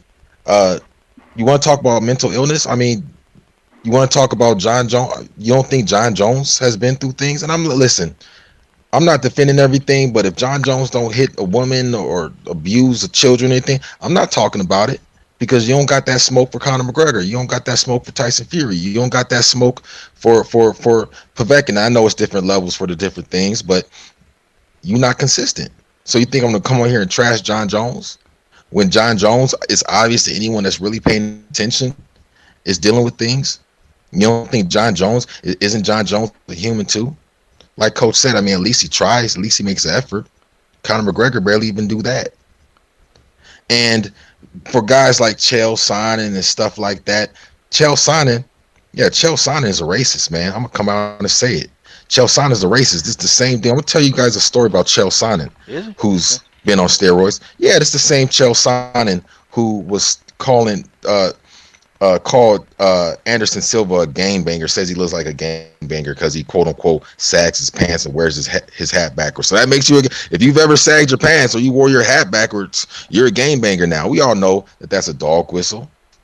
And people, oh, he's selling a fight. It's racist. Period. Deal with it. And you got these guys all up in John Jones' pockets and stuff like that. And really, these guys are big fans of Deontay Wilder. They're big fans of Deontay Wilder. They're big fans of John Jones. They say all this stuff about him, but they can't stop from talking about him. Chael Sonnen, I just looked up. Check this out, man. Chael Sonnen's page. Okay. 3 weeks ago, John Jones asked UFC for release. 1 month ago, John Jones is hard for Francis Ngannou. 4 weeks ago, John Jones is sad. 1 month ago, John Jones plus stupid pills. 4 weeks ago, John Jones negotiated publicly with the UFC. It didn't go well. 1 week ago, Dominic Reyes. John Jones is doing everything he can to avoid fighting me. 1 month ago, why would John Jones fight Francis Ngannou? 3 days ago, is John Jones versus Dominic Reyes getting closer? Guys, I can go on and on and on. How I ended up fighting John Jones 1 month ago. This man, Chael Sonnen's disgusting racist ass, is living off of John Jones' name. He can't stop talking about him. For a guy that doesn't like John, and that's why I was cheering. I was so happy when John Jones, he had Chael Sonnen looking butthurt. When he was like, hey, I'll talk to you, Ariel. I won't talk to him. I'm glad. I was happy. For all his faults and everything, ain't nobody I was happy. I was glad that Chael Sonnen looked so salty, like he was about to cry. And the same. Are you talking about when Yeah. John beat Dominic Reyes? Yeah, I think so. He went on Ariel Helwani's show. I was laughing. I felt so good. I was like, good. And the same thing with John Jones. He said, I'll have any referee except John McCarthy. Good. Because John McCarthy want to talk about Conor McGregor, but he want to talk about John Jones and try and stop John Jones from getting money. He don't say nothing about Conor McGregor. Good. Hold these people feet to the fire. Chael Sonnen and Brendan Schaub and John McCarthy, hold their feet to the fire because they got different smokes for different folks. Yeah, they sure do, man. And I was shocked, man. See, I had talked about Big John McCarthy, for a while, and I've been telling people, Coach, you reaching. Well, I understand if it's enough smoke to go around for everybody, okay, that's fine. I'm okay with that. I'm okay you criticizing anybody if everybody gets smoke, okay? On this channel, I criticize people for ducking fights, okay? Everybody get it. Every single person that a duck, if I like the fighter, I still gave him the smoke. I'm like, all right, now. Now, if I really do like the fighter, I might say, okay, let me talk to them. Because if I like him and if I know him personally, I'm going to call him on the phone. I'm going to be like, yo, is it true you ducking this fade? And I've had some stuff come out where people said, well, this person ducking this fight. And, yeah, so what you going to say about your favorite fighter now? Okay. And so I make a phone call, quick phone call. Okay. Yo, so-and-so. And it's a fighter that, y'all know, well, it was one fighter that I called. And I said, yo, is it true you ducking this person? And she was like, she said, no, coach, I'm going to tell you, look, it's day team and contract negotiations. And, the fight's pretty much already done, but I guess her team, they holding us up. Or whatever was going on. Because in MMA, contract negotiations are different because their contracts, they already have a certain amount of fights that they're going to do anyway. And so when they're offered a fight, they get that fight. And the UFC can pick their opponent, okay? It's just, because they're independent contractors. So I'm like, are you ducking this fight? And then, if you don't take the fight, the UFC, they'll put you on the shelf, man. Like Dana White don't play, man. He'll put you on the shelf, and you out for about 6 to 8 months with no payday. So I call them up, okay? I call them up. That's what I do. But, when you come here, and you look at Big John McCarthy and some of the stupid stuff that he do and some of the dumb stuff he say, I just I kind of got that vibe from him that, he definitely don't like John Jones, okay? He definitely don't like John Jones. He kind of had something to say about Devontae Smith one time. He definitely don't, and he can't stand Cyborg, okay? He can't stand Chris Cyborg, and he don't have a whole lot of like positive to say about her. And Big John McCarthy, he was like, Cyborg coming from another organization, Julia Budd is tough, and I don't know, Cyborg could be able to deal with Julia, just saying all kind of stuff. But he's never liked Cyborg, so that's just what it is. And Cyborg come over there and win the belt. Big John didn't have a whole lot to say about that, man. He didn't. But he got a lot to say about Conor McGregor. I mean, a lot to say about John Jones. He don't have anything to say about McGregor. He don't have anything to say about Chael. And even when they was interviewing John back in the day, even while he was still refereeing, he never came out and said anything about Chael Sonnen drug use. And Chael Sonnen done popped a lot of times. Hell, Chael Sonnen actually say that he popped. Chael Sonnen don't even try to hide it. Okay, he don't have it. Chael Sonnen don't hide it. He come right out and say, "Yep, I got popped, and I cheated." He say it. But Big John McCarthy, I don't know, man. He don't have any words for these people, man. And that's what kind of bothered me. If you got smoke for everybody, if you got smoke for one person, give it to everybody, okay? If you that person that you criticize fighters, okay, then criticize them. But don't criticize one ethnic group of fighter. Okay, don't criticize this group of fighter over here and then say, well, I just don't like them and for these reasons. But then you got other people doing the same thing. See, that's what's wrong with this world and this country now, man. That's what's wrong, man. We just can't get out of this, man. We can't get out of this. It's like the bigotry, the racism, it's just not going away, man. And I got to call it how I see it. Me, I will call it out if I think that's what it is. In Big John case, I don't know, man. I sense the racist vibe from John McCarthy. I sense it. He ain't came out and said a whole lot of stuff, but I do know that he's very harsh when it comes to black or Hispanic athletes. That's what I picked up on him. He's rather harsh. Okay, and some people he'll come out on them, but he won't go in as hard as he will like a John Jones or a Chris Cyborg. He won't do it like he'll go in on them. He'll go in on them. Man, it's crazy, man. It's crazy what's going on with these people. But I tell you, man, in 2020 things are changing, and people are getting tired of this, man. People getting tired of this. I mean, yeah, people, we don't like Big Baby Miller, but you can't. If you're gonna criticize Big Baby Miller, then you need to be criticizing Canelo. That's what I'm trying to say. If we're gonna criticize Big Baby Miller, then Tyson Fury need to be under the microscope. Okay. If we're gonna criticize every single person, then that means we need to get every single person under the microscope. Okay, that's using drugs. Everybody need to get it. Okay. Anybody can get it. Adrian Broner, the Can Man. Anybody can get it. Okay, all right, folks. Let's move on, okay? Last topic of the day, okay? Jorge Masvidal versus Kamaru Usman. Guys, I want to kind of start this off, and then you guys, I'll just let y'all cook, man. Okay, I don't like Jorge Masvidal. I don't like his political views, okay? I don't like him. I'm going to separate that from how he conducts business. Guys, I'm going to tell you the difference between Usman and Masvidal. I'm going to tell you the difference, okay? You see Kamaru Usman begging Dana White for paydays. You see Usman begging Dana White for paydays. You see Jorge Masvidal demanding paydays. There's a difference, okay? Jorge Masvidal understands his worth. Kamaru Usman will take whatever he think that Dana White think that he's worth. There's a difference, and I need y'all to see this, man. Look at how these two behave. See, people are blaming Jorge Masvidal because the fight didn't happen and saying that he's afraid of Usman. He's not afraid of Usman. People, I don't think people really understand the business end of MMA. It's a business too, okay? You have to conduct business. And when you Jorge Masvidal, first of all, you did damn near 1 million pay-per-view buys versus Nate Diaz. You know what your worth is, y'all. Okay, you understand that the amount of money that you're getting versus the amount of money that, the amount of money that you're getting versus the amount of money that the UFC is bringing in. Jorge Masvidal would be a fool to not question that.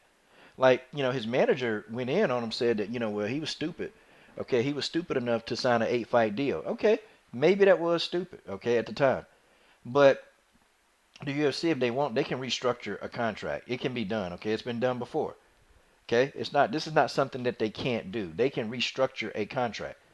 Okay, Jorge Masvidal understands that he's worth more than what they're trying to give him. People say, well, Jorge Masvidal made $500,000 when he fought Nate Diaz. Okay, how much did the UFC make?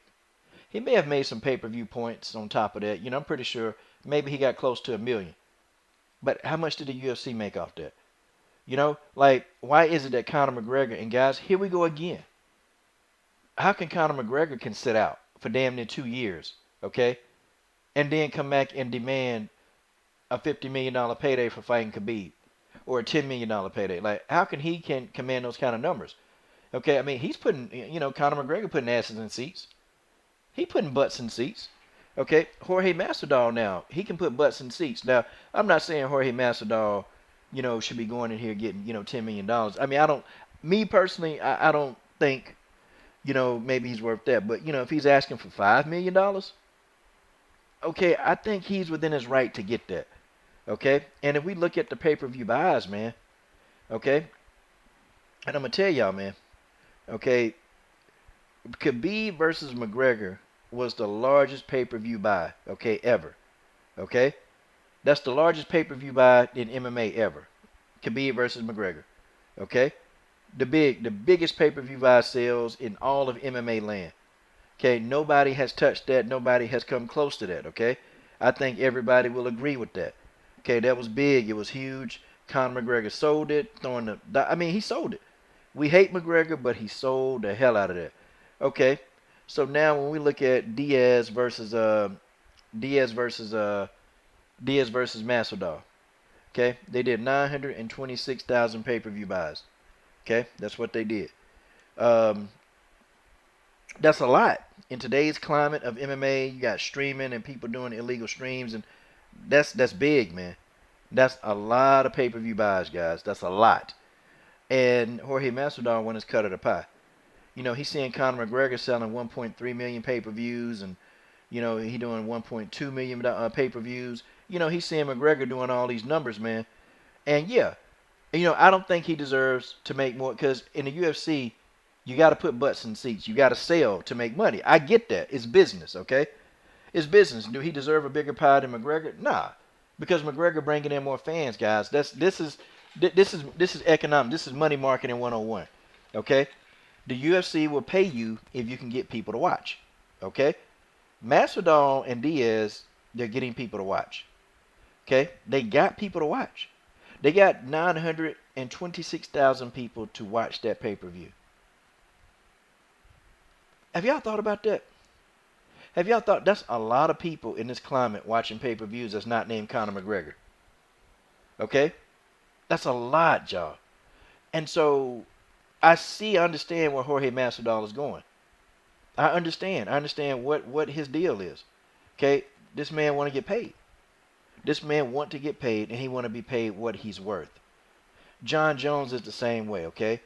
They want to be paid what they're worth. And they feel like they're not being paid what they're worth. I mean, guys, you guys think about this for a minute. Some of you fans that if y'all think Masvidal is ducking, okay? Y'all think he's ducking, okay?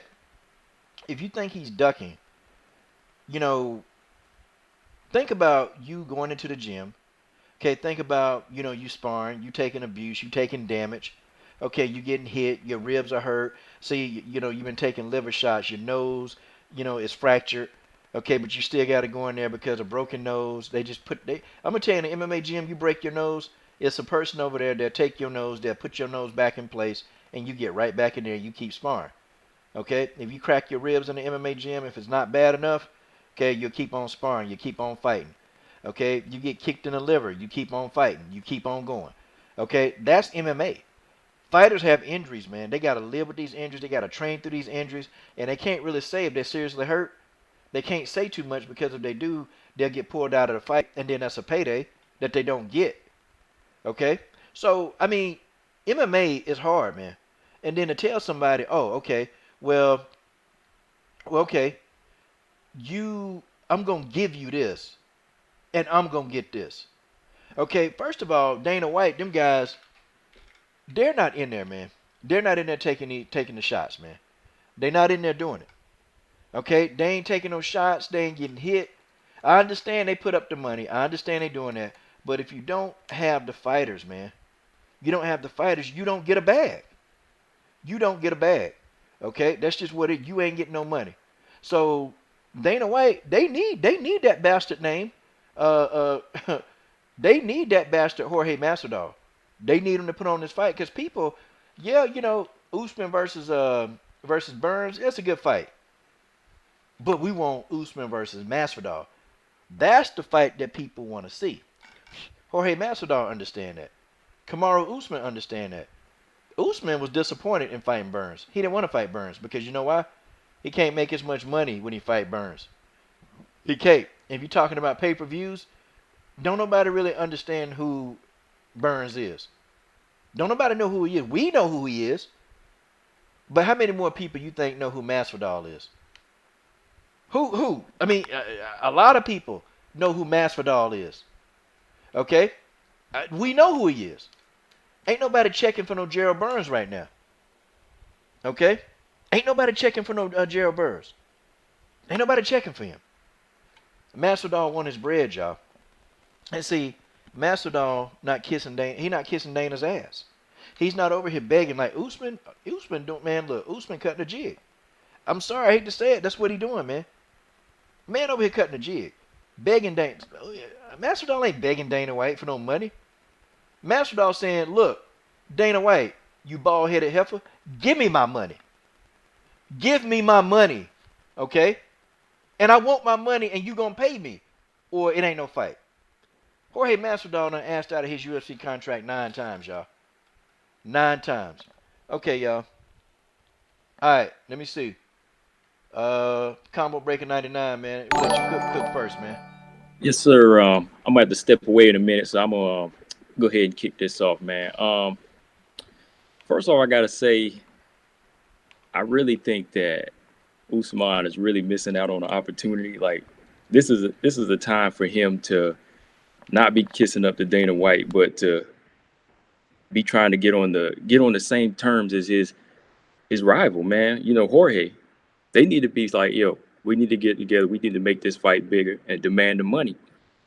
Because I'm going to relate this again to something like real life. It's like one time I went to an office job I used to work at and demanded more money. And the person that was supposed to go with me, he didn't do that. They left me hanging. I'm demanding money because I'm like, look, I know my worth. I've been here for a while. I've been keeping this thing running. But it's like, you ain't giving me the money. Had a happy ending though because I got my money, but the other dude didn't.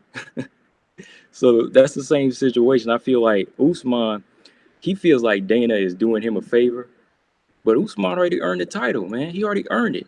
He's the guy in the division, so why can't he know his worth? Why can't he say, hey, Jorge, I know where you're coming from. We need to team up on Dana in this one, and we need to make this money. But it's like he's really trying to play his cards right, like he's in fear of getting cut. But if you the man, you the man. You know, and I just feel like you saying, Coach, man, sometimes it just seems like he cutting the jig, man, and that's what just makes it. It makes it kind of disappointing to watch, especially when you the guy with the belt. Do you really deserve that belt? But I guess they made the right belt, man. Who got the BMF belt? Jorge. But that's what I gotta say on that, man. Hey, real quick, George, I missed XA's reply. He said he told Abel that Vince got the final say on Undertaker retiring from wrestling. That's why I do not believe when I heard that Taker is retiring. George, real quick, your comments, because I want to let General Africa cook on this topic. Which one? About Undertaker. He said Talk about Masvidal? No. Or Undertaker? Yeah, he said that Vince McMahon got the final say so on Undertaker retiring. So he said that's why he don't really believe it when he heard that Undertaker retiring. Like I said, Undertaker's been in the game for 40 years. I used to remember when he was Mean Mark Callis in the Tower of Powers with Sid Vicious.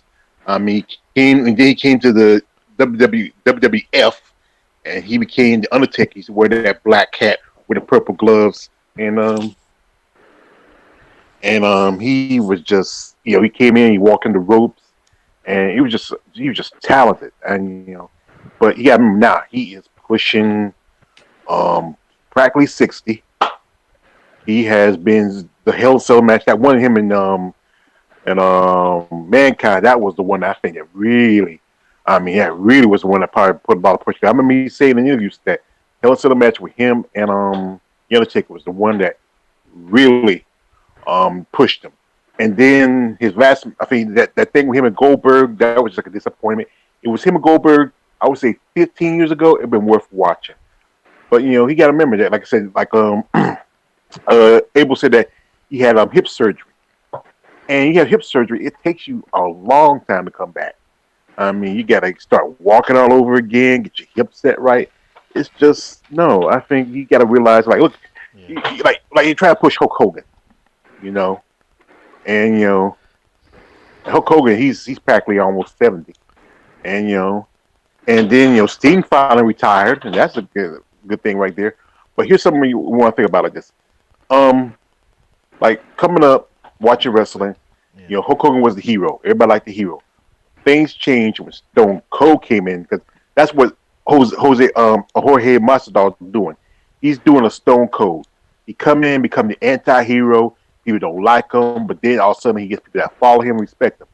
Um, Kamal Usman, I have respect for him as a strong black man. It's from Africa. Now he's begging demons for fights. Don't do that. You just kind of just take your shine off when you did that. Just understand, just say call out Masvidal. Say, hey George, let's go and let's fight. Let's do this. Let's do this. I'm not waiting on you, chump. Be like Clubber Lane. Don't be like that shit over here, boss. Yes, sir. Hey, man, George Page. Hope he. I see my homie. Shout out to George. I see my homie boxing conversation with Reggie Owens. The boxing conversation with Reggie Owens been going hard, man. He been going hard. I'm talking about, man. Definitely about the racial injustice of what's going on in this country. Reggie Owens, he been going hard. And I have to watch every time he put a video up. I'm sitting there watching, man, because man, Reggie Owens, he only have to talk, and I see what's going on. Okay, so that was a wrestling deal. I don't really talk a whole lot of wrestling on here. I remember the Undertaker. I don't know. I can't really get into that much, but I can say this, man. The man been around for, man. I know a couple of female professional wrestlers. I know them, and they've been in the business. I know Alicia Fox. I know her. I know Alicia Fox. Hey, somebody going in. Let me see who is that. Okay. Oh God, dog. Genesis Green. Yeah, dang. Okay, late. I'm just playing Genesis. I'm playing. Genesis been working out. Don't cuss me out. But I know Alicia Fox, man. And actually, I knew Alicia Fox, man. We were young when we were teenagers. I knew her, and she has said several times, man, that it's a hard business on your body. And man, she said she done been out. Like I know when Awesome Cone took her and slammed her. Man, Awesome Cone separated her shoulder. Okay, and she was out for a while. And when you out like that, man, you don't get a heavy payday. See, it's different, man. It's different, man. It's a you've been in this thing for 40 years, man. Undertaker ready to get up out of there, man. He tired, man, and them falls and them bumps. Hell, man, you tired of taking that? See, people say it was fake. No, man, them guys they get hurt, man. You have to learn how to take them falls, but it can't protect you from everything, man. You get hurt. I mean, people think, oh man, I can do wrestling. Well, that's Brock. That's Brock Lesnar do MMA and wrestling, man. He said they both brutal. They both just as brutal. You go to one extreme where MMA it can be a quick finish, but it tear your body down over time. And wrestling, you can lose your whole career in one match. I mean, one match, one brutal match can take years off your career. So I see it, but let me go ahead, man. I want to get my man General Africa in here. Go ahead and cook on what's the topic? Oh yeah, Usman and Masvidal. Masvidal. Yeah. Yeah, Then we'll let well, Genesis and Green this cook. thing, Yeah. and this is thing, and I was talking to you about this earlier. Is I don't like, I usually don't get into people's politics and stuff like that, but I feel like at this point, man, with the just monstrosity that Trump is just like really. Well, I mean, Dana White's a big fan of Trump as well, so it's like well, you guys should be able to figure this out, right? But at the same time, and I'm with you on this as well. I can separate it, and I can look at it from two different points of view. And when it comes to Masvidal, it's like it's one thing, and I've come on here and I've called people duckers and afraid, and I still stick with that with Joshua. I don't think he's a coward because I mean he is fighting, and he fights for a living. But is he afraid of Wilder? Yeah. Um, Nico Montano, was she afraid of Valentina? Yeah. But they're fighters. Take it, Uh, take it. yeah. So that being said, I have come on here and say, yeah, this fighter's ducking. But do I see that with Masvidal? No. I see a fighter that has put in the work. It's one thing if you haven't put in the work, man. Masvidal's put in the work, and Masvidal is a draw right now. And he was a draw. It wasn't with the BMF belt. It wasn't even a title fight. It was, they pretty much made up that belt. And I mean, not kind of, he did. He exploded in popularity. Boxing fans know who Masvidal is. Maybe not the casual, like the Chiquita at work and stuff. 35-year, I mean, they might not know who Masvidal is, but boxing fans and stuff like that, they know who Masvidal is.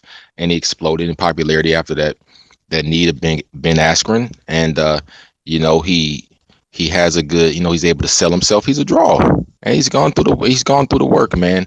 I just want to see the fights ultimately, but at the end of the day, MMA, boxing, I like MMA a little bit more now.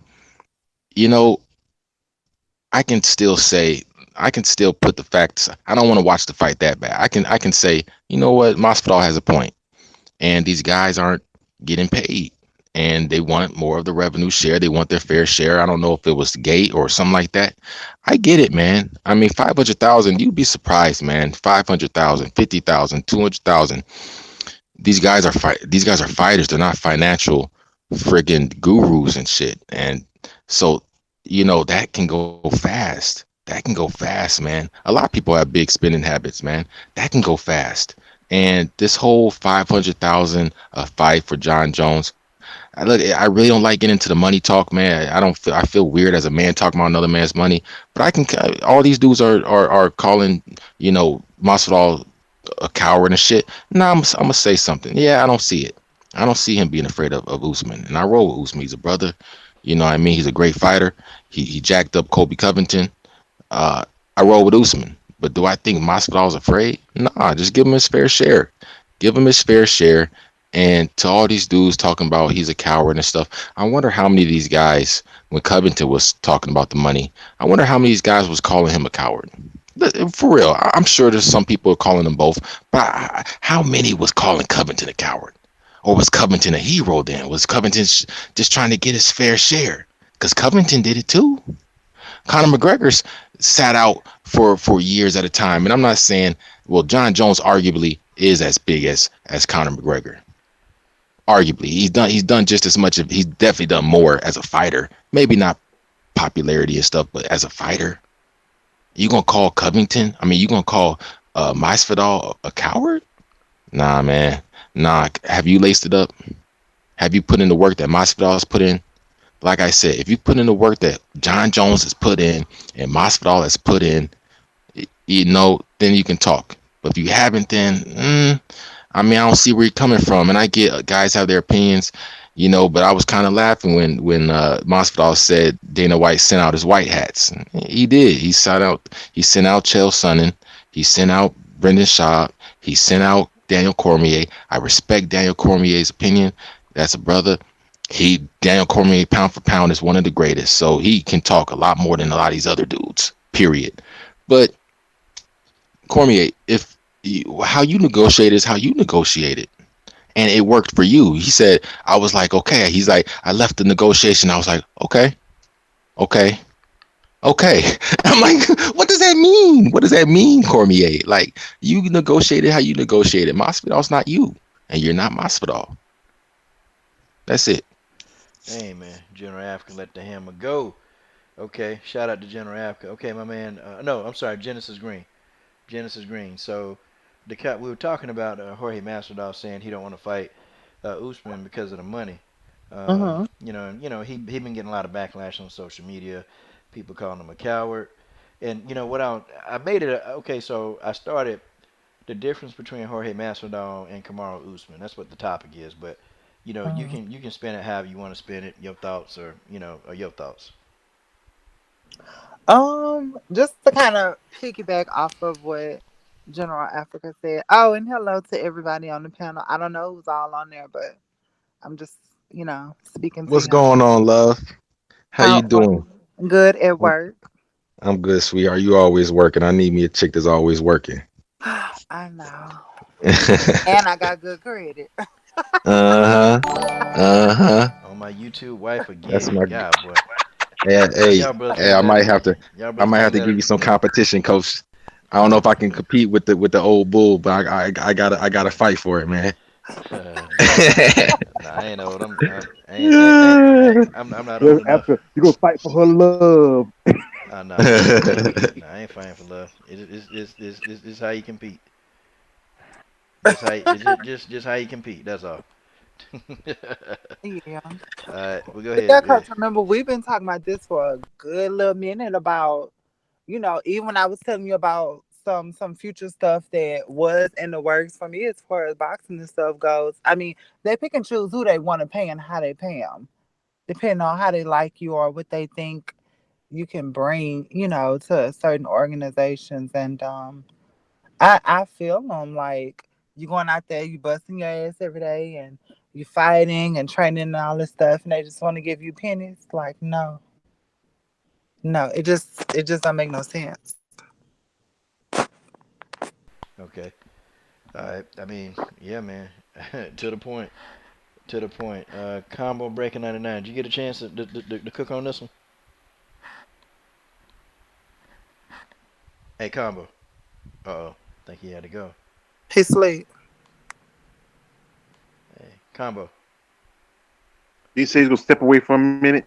Oh, okay. All right. So who ain't got a chance to cook on this? Mm, Okay. All that's right. about it, I think. Okay. I think everybody got a chance to cook. Okay. All right. So real quick, man, we'll spin off here on one more thing, and I kind of want to, ask y'all about this. Um, we'll go back because some of y'all didn't get to cook earlier. Let me see. Okay. All right. So Genesis and George in General Africa. Okay. I'm gonna start with y'all. Okay. And I want you. I started off by saying who can deal with Valentina Shevchenko. Okay. General Africa, you didn't get a chance to. Genesis, you didn't, and George, you didn't. Okay. So who can deal in that 125-pound division? Who can deal with Valentina? If y'all can elaborate. All right, go ahead. I start with you first, Genesis, then go to George. Ooh, child. You asking me that? It's like asking me is Superman real? I don't know. They all scared. I'm sorry, I don't have an answer for you because they all scared. Okay. All right. No worries. Good job. George Page. Are you serious? Yeah, I'm I'm serious. actually. Are you really serious? Yeah.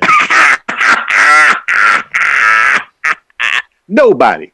I mean, JoJo just gonna be another body on the slab.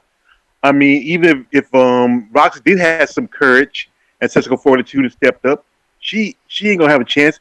And Lauren Murphy, no matter how much luck you got, you don't look against an assassin. She's done. There's nobody in there. Everybody's scared. If Valentina retired, she's gonna be champion retired. So you might as well just forget about it. There's nobody there. They may have to do like Frankenstein, create himself a new challenger. Take pieces of different people and build them a Frankenstein fighter, fight Valentina. But no one has a chance. No chance. Okay. General Africa.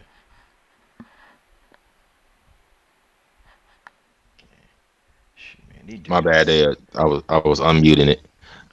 Right now, nobody. I don't got nobody beating Valentina Shevchenko. I saw what was it Montefiore versus Lauren Murphy, Lauren Murphy, and yeah, I mean Lauren, she put up a good fight, man. She put up a good fight. Lauren Murphy's a good fighter, and I applaud her for what she's been through. She looked a little bit, a little anxious. I could tell that she was tight, man. Like she was kind of, you know, it up. She got more relaxed, and she sold some good things, man. And I'm proud that she's been able to come back and do her thing, and she looked pretty good. But she don't got what it takes for Valentina, man. I think Valentina could probably stop her second round, either by stoppage, TKO, or submission. I just don't I don't see Lauren Murphy giving Valentina any types of problems, man. I got love for my brother BJ, man, but Jillian Robertson, she ain't ready. You know, she's still a prospect for me. I want to see Jillian Robertson fight. Maybe I don't know, just fight some more. I don't want to say lower tier, but you said KKK Lee. That's a good fight. Uh, you know, just get some more fights in, man. I don't want to see Valentina goes in there with Jillian Robertson, man. It could be bad for Jillian. It could, and I fucks with Jillian, but she not ready for Valentina. Okay. And I mean, it's Valentina pound for pound. I think that her against the competition in her weight class, Valentina's more dominant than Amanda Nunes. Now Amanda Nunes is a beast; she's destroying people, but I just have that high of regard for Valentina as a martial artist. I just think that the don't get me wrong, Nunes is knocking these chicks out. Hers, Period. I was hers. about to say something else. She knocking these chicks out, and she in there swagging. She's laughing. She is fucking these girls up. She's fucking these women up. Sure is. But Valentina, pound for pound, as a martial artist in her weight class, and the fact that she has fought up at basically small for the division, I got to give to Valentina, man.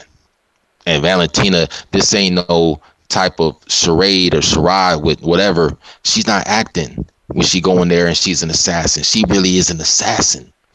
All that sweet, like, oh, I thought Valentina was. Valentina will murk one of these chicks. Yeah, That's Valentina Shevchenko. That's the bullet. yeah. Amanda Stone Cold though. I don't know, man. I can't see nobody taking Amanda off the pedestal right now, man. I can't see it. But XA was saying that Amanda would have to go down to 125, and she couldn't make that, man. She never make that. And if she went down there, she would get beat because the weight cut would be so intense, man. She wouldn't be able to fight. She couldn't fight Valentina down there. So I think Amanda need to go ahead and just shut up about that, and don't even think about that. Just shut up. Okay. So here's what I want to do. I want to transition over, and then we're gonna cut off the stream after this. Okay. I want to transition over to the fights last night. Okay. I'm gonna start with Genesis, go straight to George, and then yeah, and then just give you honest opinions on the fights, and let's go with it. Okay, Genesis. Let's start with Brianna Van Buren versus Tisha Torres. Oh, child, she took her ass with. Um, I was just blown away by that because I was expecting so much more from her. But it's always a toss of a coin with these people in these fights. You'll root for somebody, and then hey, it just sometimes it just ain't they night. My feelings was hurt. That's all I gotta say. Okay, George Page. Um, Tisha versus Brianna. I was kind of disappointed. I mean, I was sure that the Rihanna was going to put a good fight, but Tisha stepped up her game. She came in tight and right, and just beat a young fighter. What should happen? Maybe Brianna should have stayed in Victor 1 more year, defend her title, and then they would have picked her up. But no, it is what it is. Okay, General Africa. Well, these jokers, but they be multitasking, man. They be multitasking for real. Tough, My fault, coach. yeah. Yeah, man. She came out strong, set those takedowns in the first round. I actually gave the first round of the second round. Van Buren, she just seemed like gunshot, man. She's totally taking it to her. So, I had Van Buren winning. I got to give, I was wrong. I got to give my props to Tisha Torres. She came in there. She was fighting for her fear. She wasn't playing around. Okay. To Van Buren, man. Yep. Right on. Okay. All right. It was a good fight. Okay. Combo Breaker 99. You back? Hey, dude. Combo Breaker 99 over there probably making him some paper. All right. Okay. So who ain't cooked on this?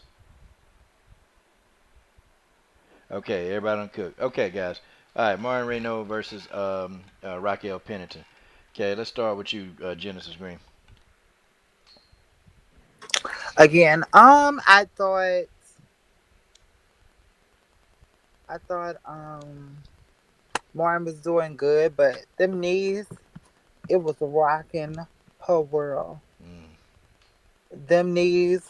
And I always keep saying this because, I don't think the people, let alone on the panel, no disrespect, y'all be all right. Or the people in the comment section, no disrespect to y'all. If you have never fought before and somebody has never need you in your goddamn soul, you Mm. have no idea what it's like. You have no idea. That is some tough shit. It is. That takes a lot out of you. So I mean, I was surprised because I didn't think Raquel was gonna be that good. I thought she was gonna, tear that leg up, and just stay on her. But I don't. Like I said, it was just disappointing for me. But hey, it is what it is. You can't win every fight, and you live to see another day. So You know, she did. She hit that the first round. She attacked that leg, and Rocky completely Rocky slowed down. And I thought that Marion was gonna keep on really targeting that leg.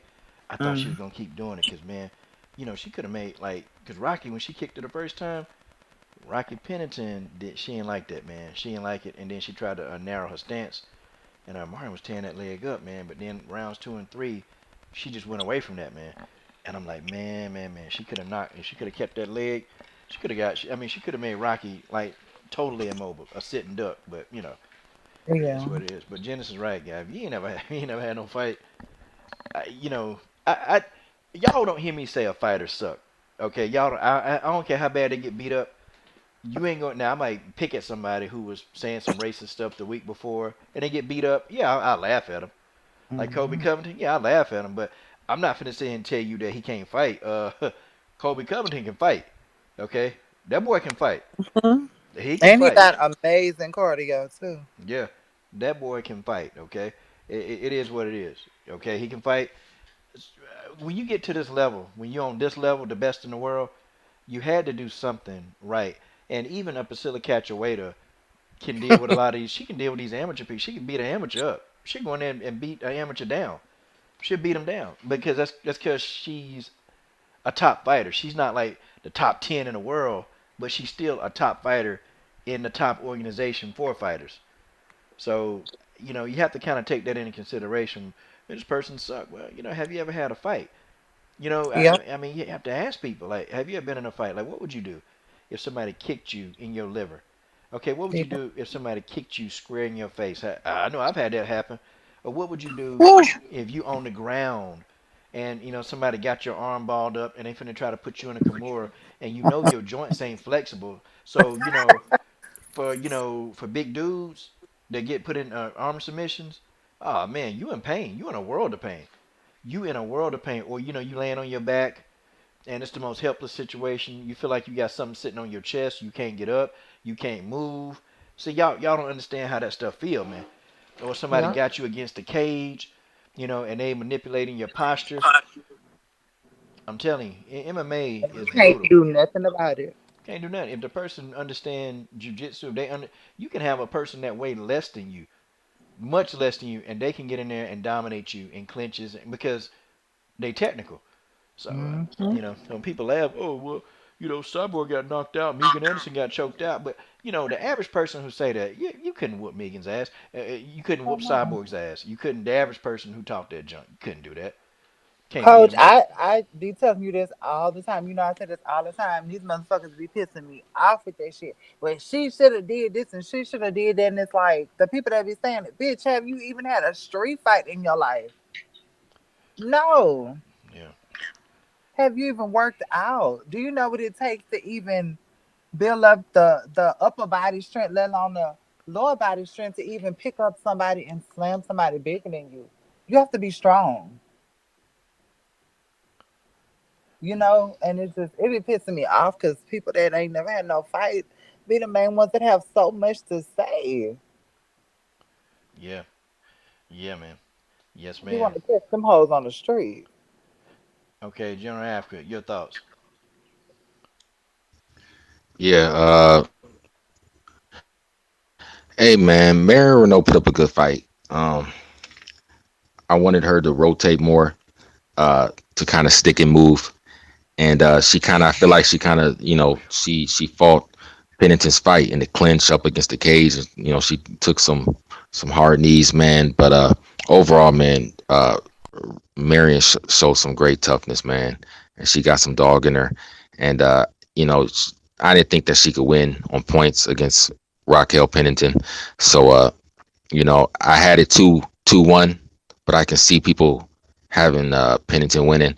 But I wanted to see Renault attack that leg a little bit more, take Pennington to the ground, rotate and stuff. But she kind of just decided to trade with Pennington. And trading with Pennington, man, just striking, you kind of fighting her fight, especially if you let her get you up against the cage. Marion showed some great strength.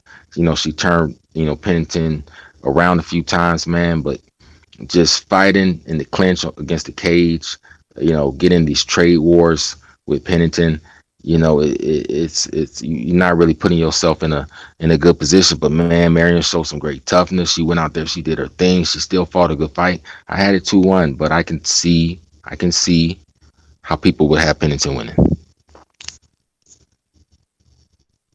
That's General Africa, and finally George Page. GP. About Mr. Elijah Africa. Ain't said Marion's. Don't worry about it, man. Don't worry, because y'all already, like I said, hold on. Y'all already blocked him, and his comments ain't gonna show up on the stream anyway. So let's go ahead and cook, man. And I'm gonna tell you like this. Just like this. You don't talk about Marion. You keep your mouth out your mouth.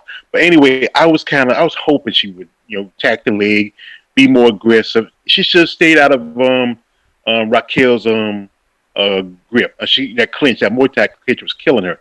At one part when she kicked Raquel in the cooch, I thought that that probably was. I felt that I thought was gonna take the steam out of Rocky, maybe make it more difficult for her to keep on going. But somehow she sucked it up, and she just and just kept on going. But like I said, I want to wish her a happy birthday. That was her birthday yesterday, and she's a beautiful lady. I follow her on Twitter. I hope more likely she should have. I think she should have a fight with Caitlin Vieira. That should be her next opponent, or maybe Gina Manzani or somebody. I mean, she's just been the no love girl on MMA, and we love her. But you know what? I just I was hoping her to win. She needed this win, but I think Rocky needed. I'm sorry, Raquel, like 40 and slip. Raquel needed more. Okay. All right. And that's George Page. Okay, folks. So let's do this, guys. We're going to go ahead and... Combo Breaker, are you back? Nah, Combo Breaker. He making some money somewhere. Okay. All right. So we'll come back on tomorrow night, and we'll do a full straight WMMA panel. I'm going to try, okay? Maybe about between 9:30, 10 o'clock, somewhere around there. I'll do a full WMMA panel, and hey, we get it going. We talk about matchups. We talk about a lot of things. Okay. Thank you to everybody that donated towards George. We're gonna get those funds to him.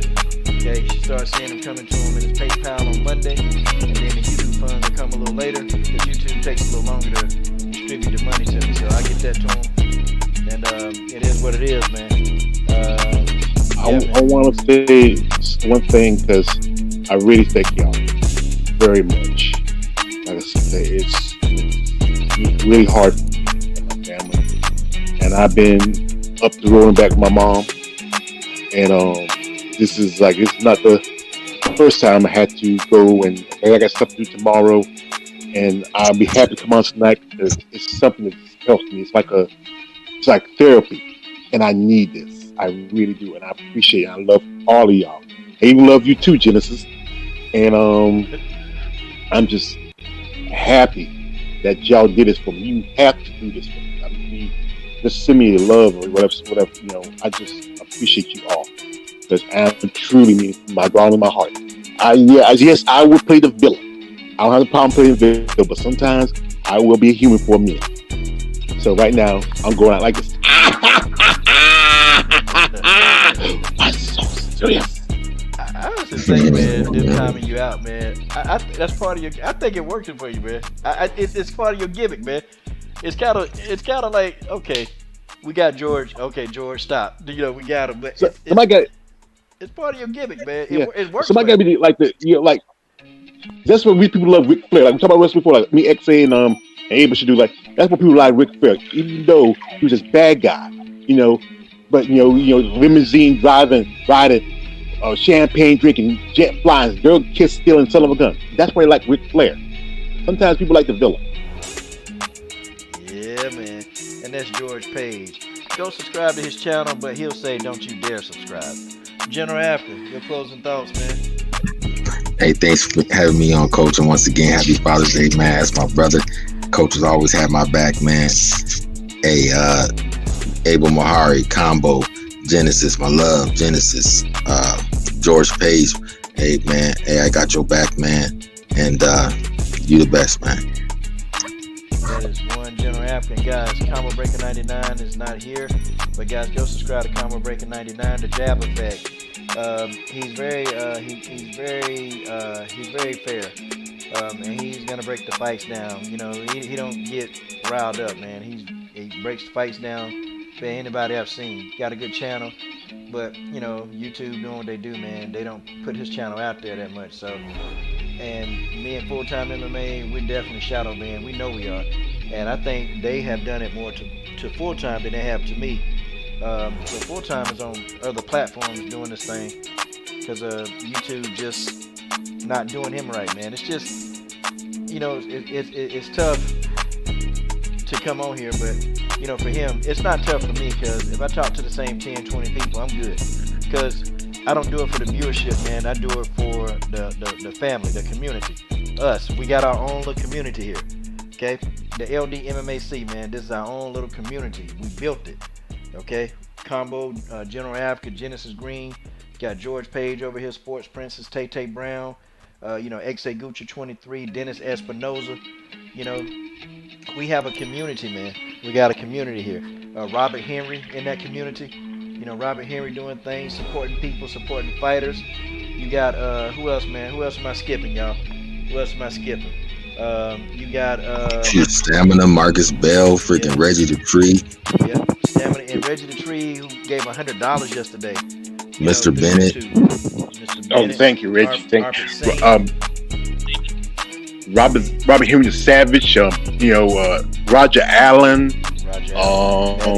Batty B even, and Friggin' Tay Brown. I don't know. Sports Princess. Yeah. Yep. Brittany, War Machine, friggin' Mary Thomas. Kevin LaPointe. Yep. Yeah. Kevin LaPointe. Wildest moment. Yep. Wildest. Yeah, Mr. Bennett. Underrated darkness. Arpit Singh, friggin' Batty B. Arpit Singh, my buddy, my homeboy. He might have to go top of a building to get away from the family and the chickens. Friggin' D Bevel the champ, Ashley Knuckles, man. Yeah, Ashley Knuckles being a bit Paris, my boy Paris Lucas. D Style boxing. Yeah, D Style be up in here. And y'all, let's support D Style, man. I don't get D Style notifications, and see y'all, this is what pisses us off about YouTube, man. I don't ever get his, Oh, wait a minute, Bet MMA, Felony Bennett hang out around here. Nah, you know what though? I wish Charles Bennett would, man.